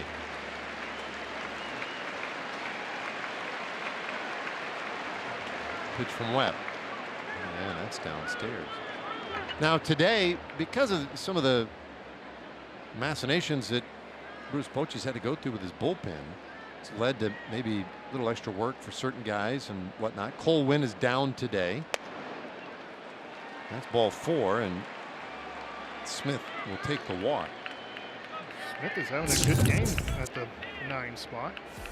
See the bullpen tracker, and I'm pretty sure Armstrong's down today too. He was I'd love to say on fumes yesterday. I don't even know if he had fumes yesterday. But you have Garcia, Webb, Martin, Jackson, and Latz, who definitely look ready to go. Mike Maddox checking in with him as we speak. There's a swing and a miss by Jeremy Pena. It's interesting. We have the Astros swing a lot at first pitches. After the last 3 pitches weren't very close, that was a interesting aggressive swing on a pitch that was a ball. But that's the thing, right? They like to swing at the first pitch. That's outside, 1-1. That's perhaps one of their failings. It's been a bit of a struggle for the Houston offense this year. You know, if Webb pulls another pitch to the left-hander's batter's box, I got to talk to him. This is a big situation here. I got to talk to him. That's so. If you're Higgy, you're going out. He got a free strike. That was not a well executed pitch on the first pitch. So now we're looking at, I believe that's 6 in a row that he's done the same thing.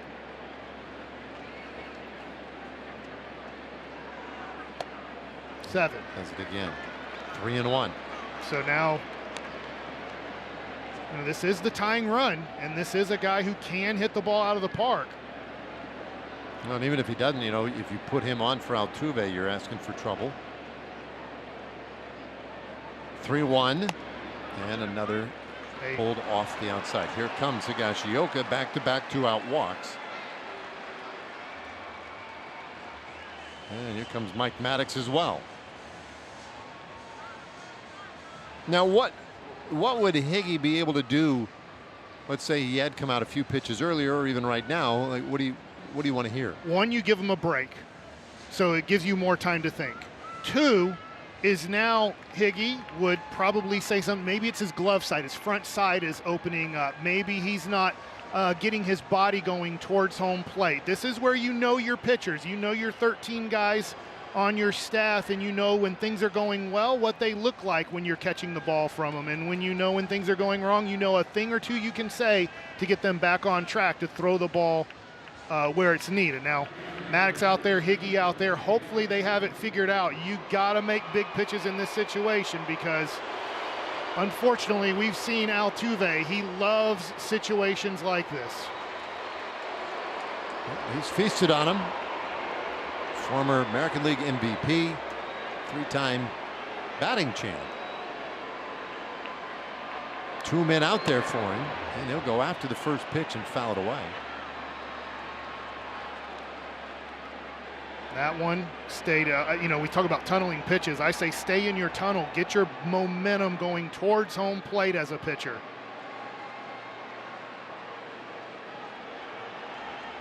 Webb's 1 strike offering. That's tight.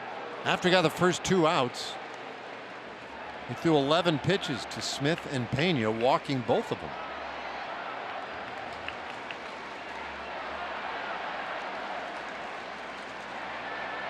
Now 1 ball, 1 strike on Altuve. And that's upstairs.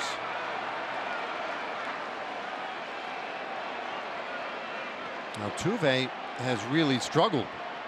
Today has a hit and a walk. He was the one who suggested the lineup change for the Astros. 2-1 pitch that's popped up, back out of play, and the lineup change really helped Jeremy Pena. He took off. His numbers have been great since they slotted him in the leadoff spot and took Altuve out. But Altuve, since leaving that leadoff spot, has hit well below 200. And he does chase the 2-2. He can go after that one.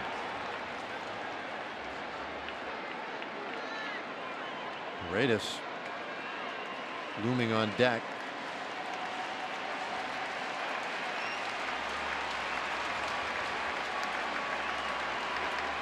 Webb's payoff and a swing and a miss. Altuve chase, strike 3, and the inning is done. Boy, is that a huge out. Rangers preserve that 3-1 lead. All right, it is time for the 7th inning stretch, and God bless America. Let's turn it over to Chuck Morgan.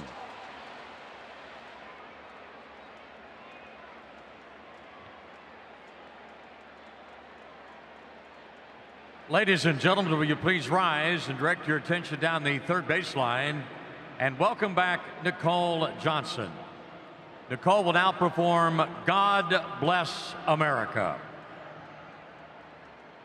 God bless America, land that I love.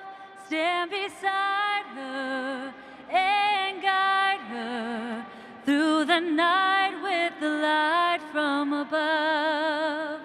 From the mountains to the prairies to the ocean wide with foam. God bless America, my home sweet home. God bless America, my home sweet home.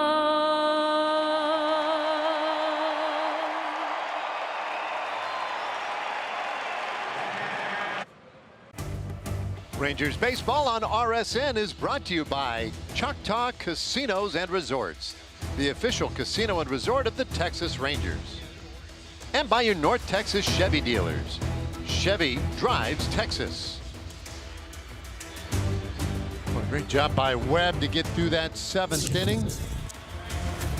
Maintain this Rangers 3-1 lead. Bottom of the 7th. Another low-scoring affair. Sam Haggerty will lead it off for the Rangers, and Bennett Souza, the new pitcher, on for Houston. 10 games so far this year, 1.54 ERA, 61% whiff rate on his slider. And you talked about it coming into the series, Dave. This is a very good bullpen for the Astros. Tough to score on. His first offering near that outside corner, but off for ball 1. Haggerty has doubled today. He's also lined out to right. He's had a couple of good swings. And he lays off another close one, 2-0. Yeah, both teams, the bottom of the order, Cam Smith and Haggerty, are having impacts on this game.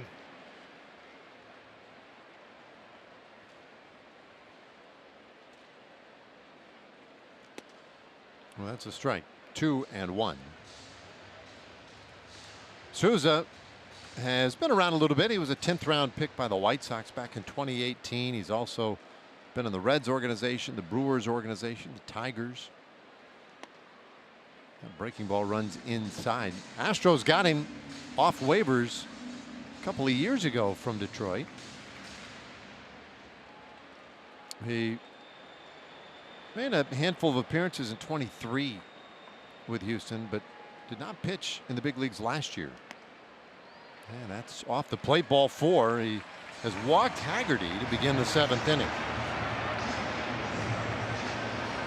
The lineup turns over. Opportunity to celebrate if you're a Rangers fan, and a chance here for Rally House. Play ball, Texas. Shop the latest in Rangers style with your favorite brands and throwback designs. Rally House has gear for every fan.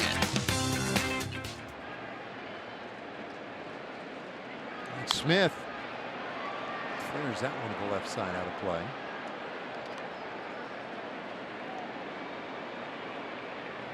Josh 0 for 3 today.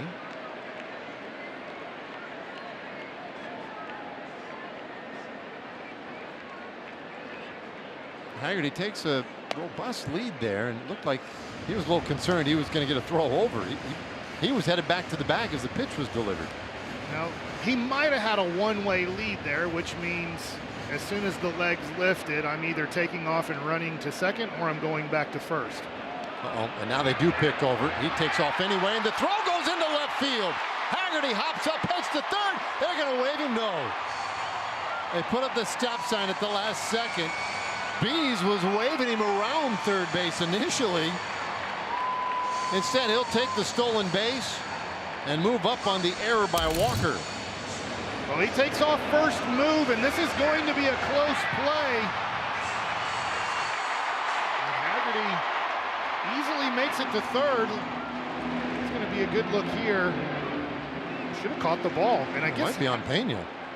Haggerty, I guess, touched the bag with his hand. Well, it doesn't matter now. They didn't appeal, so he must have touched the bag. Let's not worry about it. Yeah, that was interesting, right? He didn't touch it with his foot. I wonder if Dirt Cam got a shot of that. Meanwhile, the infield is in now. A 2-1 pitch to Smith. He lifts it high in the air left field. That will get the run home. Altuve underneath it makes the catch, but Haggerty tags. He'll score easily. Sacrifice fly by Smith. Haggerty with great base running creates a run out of nothing, and the Rangers on top 4-1.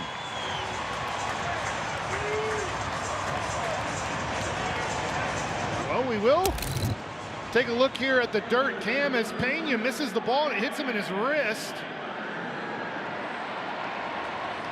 And here's the sacrifice fly. Josh Smith getting the job done, getting a fly ball deep enough into the outfield for Haggerty to make it home. Now, can I ask how long you've been waiting to say that? Since he's been called up. Yeah, I figured as much. Haggerty makes it home. Boy, the error on that play was by Pena. So that's his second error in the game, third in the series. It was a good throw. Yeah. It was honestly a throw that would have got Haggerty out if he catches it. Maybe he was blocked off by the runner and didn't see the ball well. That ball is turned foul, sharply foul. That was 107.6 off the bat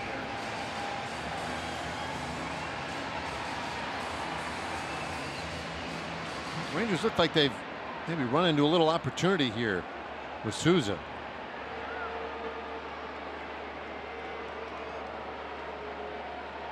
One-two. Do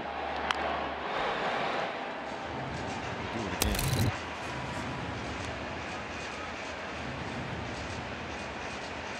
Oh, caught the jersey there. So I'd say, are they calling this still on Pena?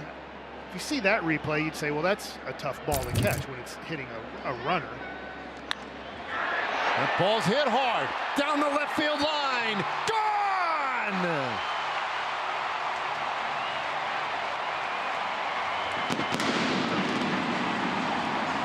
That was a howitzer by Langford. 108 miles per hour. It's 5-1 Rangers. Well, this is a rocket down the left field line. Hanging, breaking ball, crushed. The only thing we had to know is it fair or not? And it's plenty fair in the second deck. It was the 7th inning for the Astros last night. It's the 6th and 7th inning for the Rangers here tonight. Rangers have been homering all of a sudden at an alarming pace. 2 home runs today. Chopper toward third base. Paredes charging. Throws on the run, and he gets his opposite number. Second out of the inning.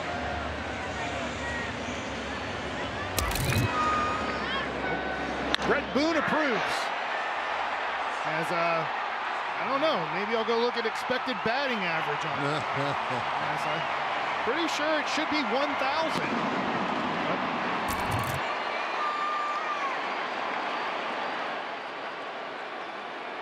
Here is Adolis. Langford did it. He batted 1,000 on that. Okay, so that was a no doubt hit. That's what you're telling me. That was 30 out of 30 parks a home run. But if you hit it 29 out of 30 parks, your batting average does go down. Close to 400 points. Yes. Okay. That one's a little bit up. 1-1 to Garcia. The Rangers have homered in 8 straight games now. Longest streak this season. And it's 1-2. Couple different launch angles on Jock Peterson's home run. It was a 38-degree launch angle, and on Wyatt Langford's it was 26 degrees. So both home runs, both hit well, different launch angles. Yeah, you know, and really both of them in my mind were no doubters too, right? Langford, I guess the only question with Wyatt's was would it stay fair? But I didn't have any doubt when Jock sent his skyward where it was going to end up. Garcia strikes out swinging, and the inning is over, but the Rangers add 2 more, a sac fly and then Wyatt Langford doing Wyatt Langford things. 9th of the year for him. It's 5-1.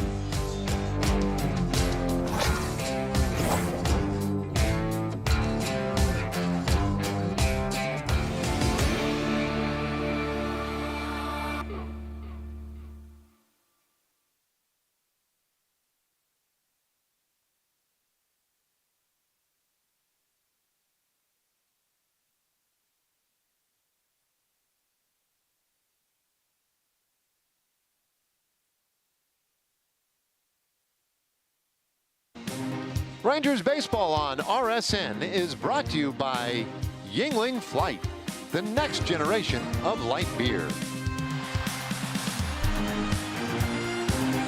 5-1 Rangers with the lead as we have made it to the 8th inning. Big home run a moment ago by that man, Wyatt Langford, his 9th of the season. Rangers have homered in 8 straight. And now in the 8th inning, Chris Martin will check in here. 20 games so far this year, and it's great to see him on the mound because there was, I think, a lot of concern from Ranger fans the last time he took the mound as he walked off. First pitch swinging, and this one lofted into left field. Easy play for Langford, 1 away. How about a word from Hyundai? A blind spot that's never out of sight. How it should be. The Hyundai Tucson. Christian Walker will be the batter now.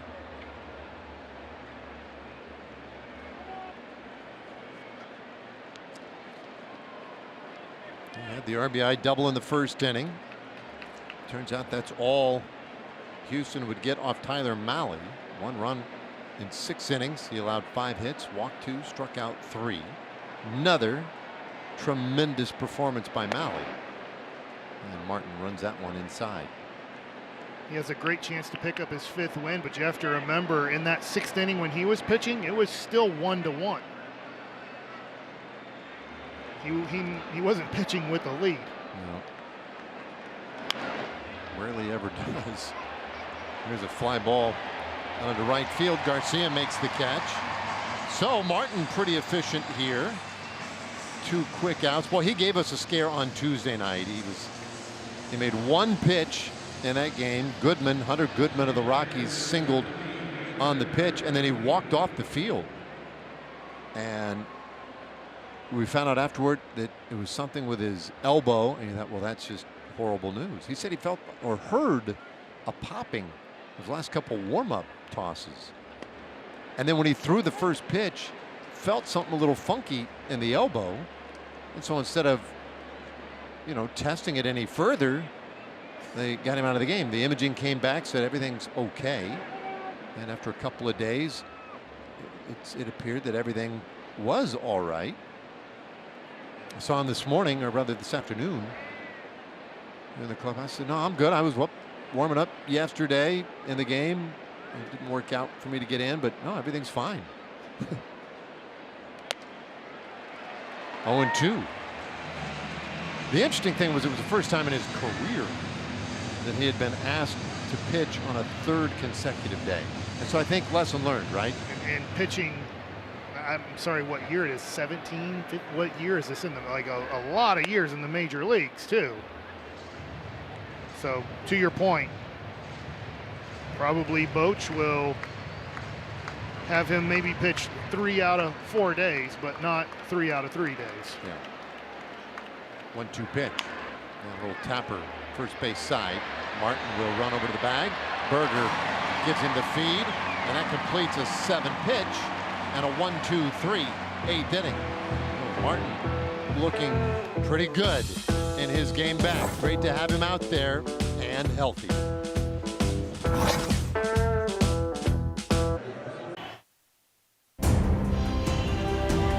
Hey, for the first time, the Rangers are awarding 2 incredible scholarships, $10,000 for somebody going to a 2- or 4-year college program. Eligible applicants must be an offspring of an active duty or veteran of the United States military, or a current or retired first responder. You need to be enrolled or planning to enroll in a 2- or 4-year college program, and of course, be a resident of the Texas Rangers territory. You can apply right now, rangers.com/honor and valor by June 15th. What a cool initiative by the Rangers as we go to the bottom of the 8th inning. MC Gusto, Ryan Gusto, out there for Houston. Well, 10 games this year, 4.8 ERA and 276 batting average against. You can see 5 starts, so bouncing, I guess, in and out of the rotation. Well, they're in a stretch, Houston, of 17 games in 17 days, and they had announced that they would use a 6-man rotation, and there was some talk that Gusto would be the starter tomorrow. But it doesn't appear that that will be the case, because the other idea was, well, Gusto, or maybe we would just let Framber Valdez pitch on regular rest, and it appears that is what they're going to do. So they wouldn't announce that until after the game, but it doesn't take a whole lot of real sophisticated ciphering to figure that out. Joe Espada will make it official eventually.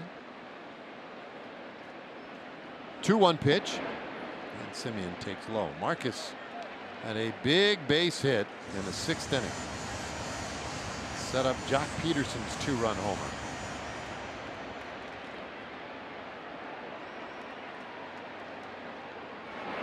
And he'll take high here. That's ball 4. Marcus on for a second time today.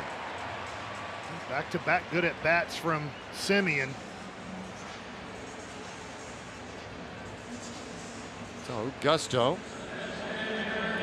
puts the first man aboard, and that will increase the challenge a little bit for him. Jock Peterson has had a good day. He's walked and he hit a towering home run. 2-run shot in the 6th inning.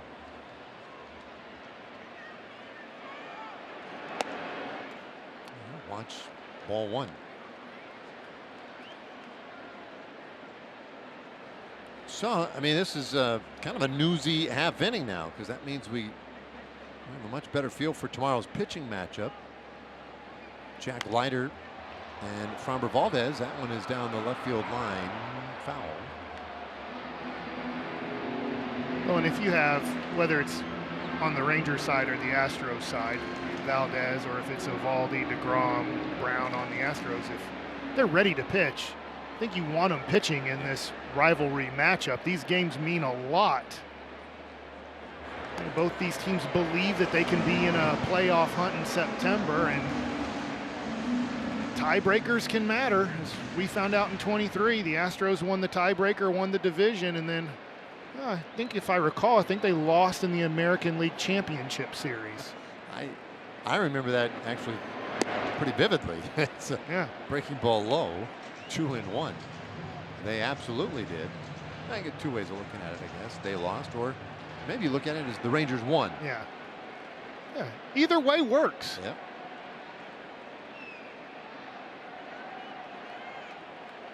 Two-1 to Jock, and he'll take high, and Gusto's having a time of it. Only thrown 2 strikes so far in this relief appearance. Houston, after this series concludes tomorrow, they go on to Tampa. 3-1, runner goes, and that's ball 4, so it doesn't matter. Simeon has second base on the Peterson walk. Back-to-back free passes in the 8th.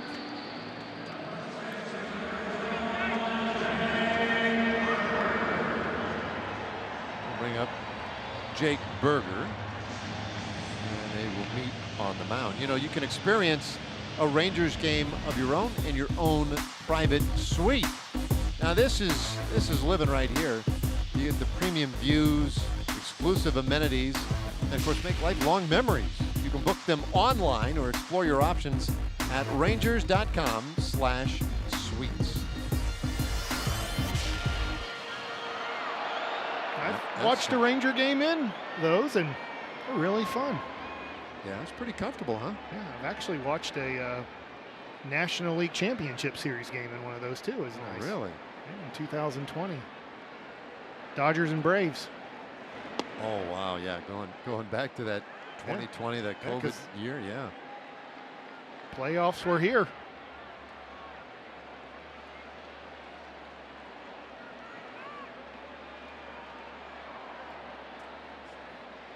Berger watches another strike, and he's in a hole 0-2. Jake has a double in 3 at-bats today.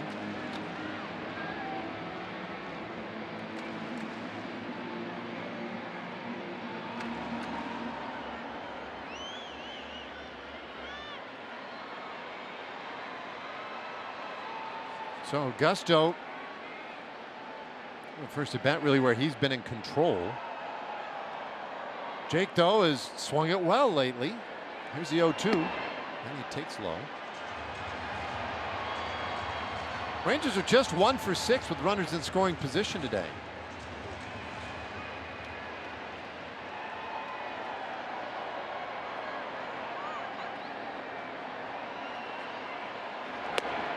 That's way up, 2-2. I know you just mentioned the runners in scoring position, but it just feels like if the Rangers can score 5 runs, they're going to win almost every game this year. Not every game, but it feels like if they get 5 runs, you're in great shape. Yeah, I agree. The way this pitching has worked out so far, 2-2. That's outside. Boy, Gusto has worked himself back into another 3-ball count. 26 years old out of Santa Rosa. First year in the big leagues, and his 3-2. That one is a broken bat flare, short right field. Long run for Rogers, and he gets there. So 1 away. Well, at the bat, that one looked like that could be a lot of trouble.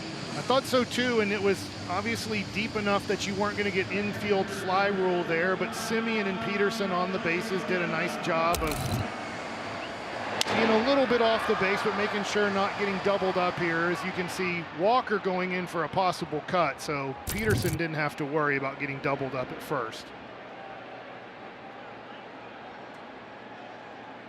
Now Higashioka, and he swings and misses.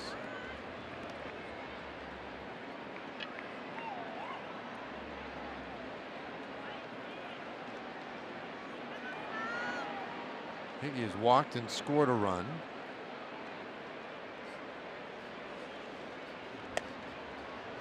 It's off the plate.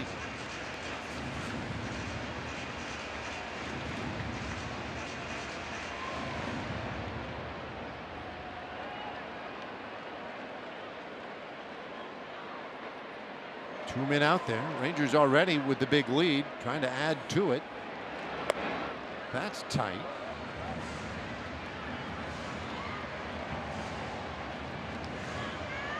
Gusto, he just does not seem to have control of these at bats. No, he's battling right now out there, trying to find the release point and the rhythm and timing to throw the ball where he wants to. 20th pitch of the inning, and that one is outside. Wow.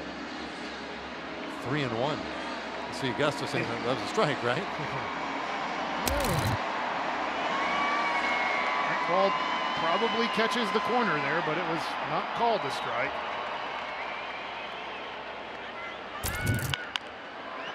Hit hard, third base. Paredes bobbles, and everybody's safe.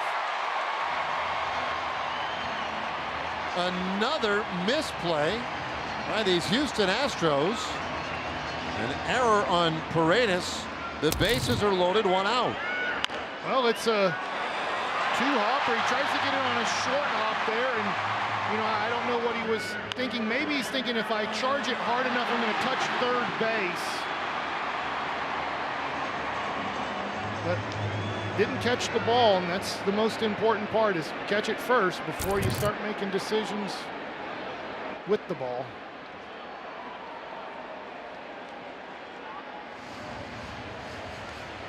You know, the Rangers have 2 guys up in their pen right now, so probably Bochy is going to make a decision based off of the score going into the 9th on who to use. I'm sure it's nice to see Luke Jackson throwing in the pen. There's a bouncer down the first base side, foul. Would you assume if the Rangers add another run here, it's Garcia? If it stays the same, it's Jackson? I know it's not a save situation, but... Yeah, no, I think it's Garcia almost, period. Okay. And Jackson throwing at this point, maybe just in case there's a need. I don't know why you'd have him up early. I guess if you have to wait 3. You have to wait 3 hitters before he can come in. It's not like Garcia, obviously back in the day, could face a guy and then come out. But that's interesting. Yeah, I guess maybe it would be Jackson then. Because what's the point of having him up? I'm assuming if it's 5-1, Jackson's in. If it's anything above 5-1, Garcia's in.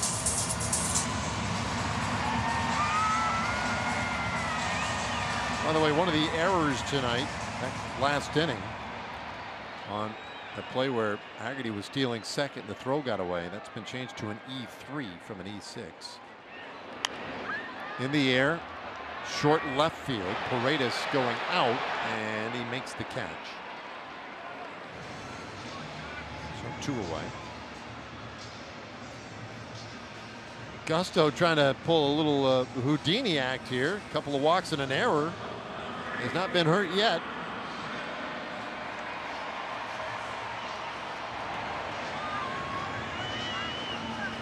So Josh Smith comes to bat. Rangers with 2 home runs today, as I mentioned earlier. That's 8 straight games in which they have homered. 17 home runs in the past 7, well now 8 days. That's most in Major League Baseball. You know, it's interesting. Gusto had to make sure the umpires knew he's throwing from the windup here, because if he wasn't, you'd call it a balk. The way he's set up, you'd say, well, he's in the stretch, but then he makes the windup movement. You have to, nowadays in baseball, if you want to pitch from the windup with a runner or runners on base, you have to let the umpire know, especially when you're setting up almost in a stretch-looking stance. You can see there, you'd say, well, he's in the stretch, but throwing a windup.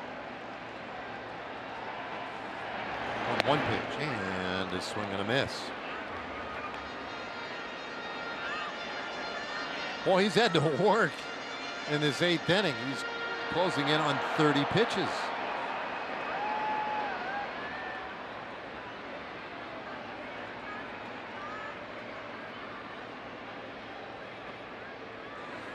Here it comes. Smith takes high.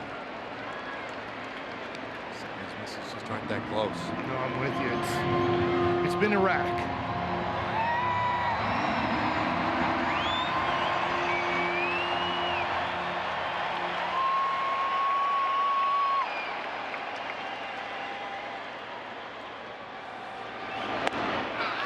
Now Smith strikes out swinging. Gusto gets out of a self-imposed jam. And the Rangers leave them loaded in the 8th inning. But we're off to the 9th. And the Rangers enjoying a 5-1 lead. This copyrighted telecast is presented by authority of Rangers Television, LLC, and may not be reproduced or retransmitted in any form, and the accounts and descriptions of this game may not be disseminated without the express written consent of Rangers Television, LLC. Well, the Rangers are having a good night with the long ball. They're having a great night on the mound, and Robert Garcia for the Rangers is on in this 9th inning. Not a save situation for him here. So look at the numbers there in his 22 games, 1-1 record, 1.47 ERA, and 190 batting average against. Well, it's first pitch right in there for a strike to Yainer Diaz.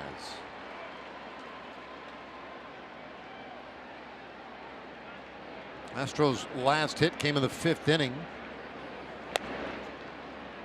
They've had a couple of walks in the late innings, but that's it. 5-1. Rangers trying to take the lead in this series with a win here tonight.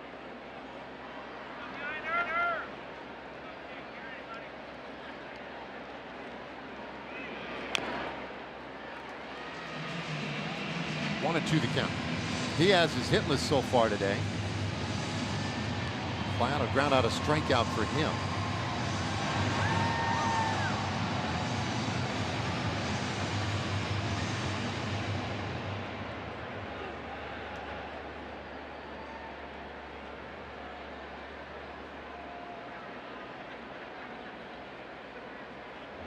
Garcia right after him one more time. That's in. Yainer Diaz, the everyday catcher for this Houston team. Used to be Martin Maldonado. This guy, he's a good hitter. Maldonado was not. And this one is in the air left field. Langford waiting on it, and that is the first out of the inning. Yeah, from the Astros standpoint, they thought that they were going to get a lot of offensive production from that catcher position, and they haven't this year so far. Worked out the way they wanted, but then there have been a lot of holes offensively for them, just like the Rangers have had to deal with. Here's Jake Myers.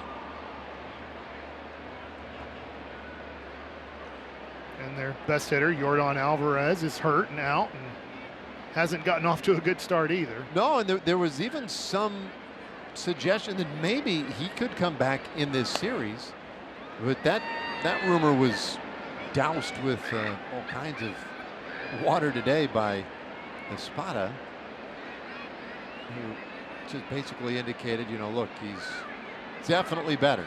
He's not there yet, and we want to make sure that his hand issue is completely resolved and that that's just not a thought, it's not a concern at all before we bring him back. I mean, Yordan Alvarez is one of the best hitters in the league, certainly one of the scariest. And they need him. It's just like what the Rangers are doing right now with Corey Seager. Yeah. Right? I mean, they tried to ease him back, and then finally, with his second injured list stint, they said, let's just get it healthy. Let's just take the time, whatever it takes, and get him back at full strength.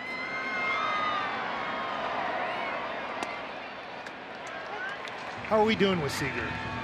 He's probably not going to play. He can't come off the injured list until after the Yankee series. Coach a couple of days ago said it'll probably be a couple of weeks yet. Okay, so you're there's a good chance he doesn't play on the road trip coming up. No, I would not expect him to play on this road trip. Okay.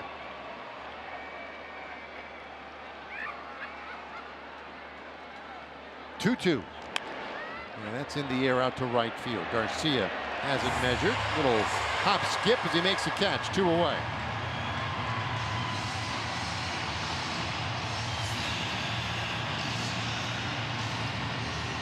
And so now Brendan Rodgers, last hope for the Astros. Former Colorado Rocky.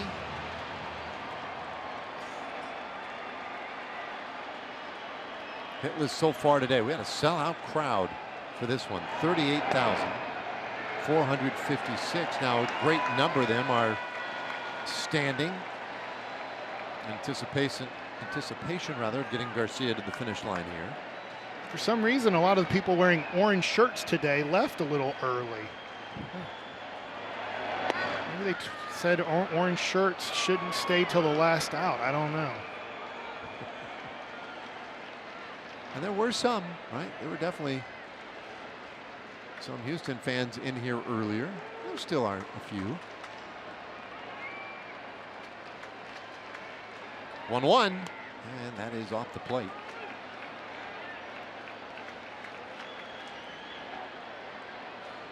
Rangers trying to take a 2-1 lead in this series.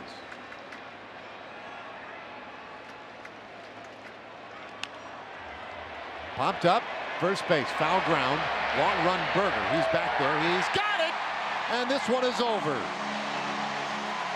Long run for the first baseman. He makes the play and preserves this one for Tyler Mahle and the Rangers. A 5-1 win over Houston. Tyler Mahle does the job again on the mound, and the Rangers come through in the 6th and 7th. Chance to do just that behind Jack Leiter tomorrow. Boy, what a nice one today. 5-1 Rangers. We'll take a break, come back.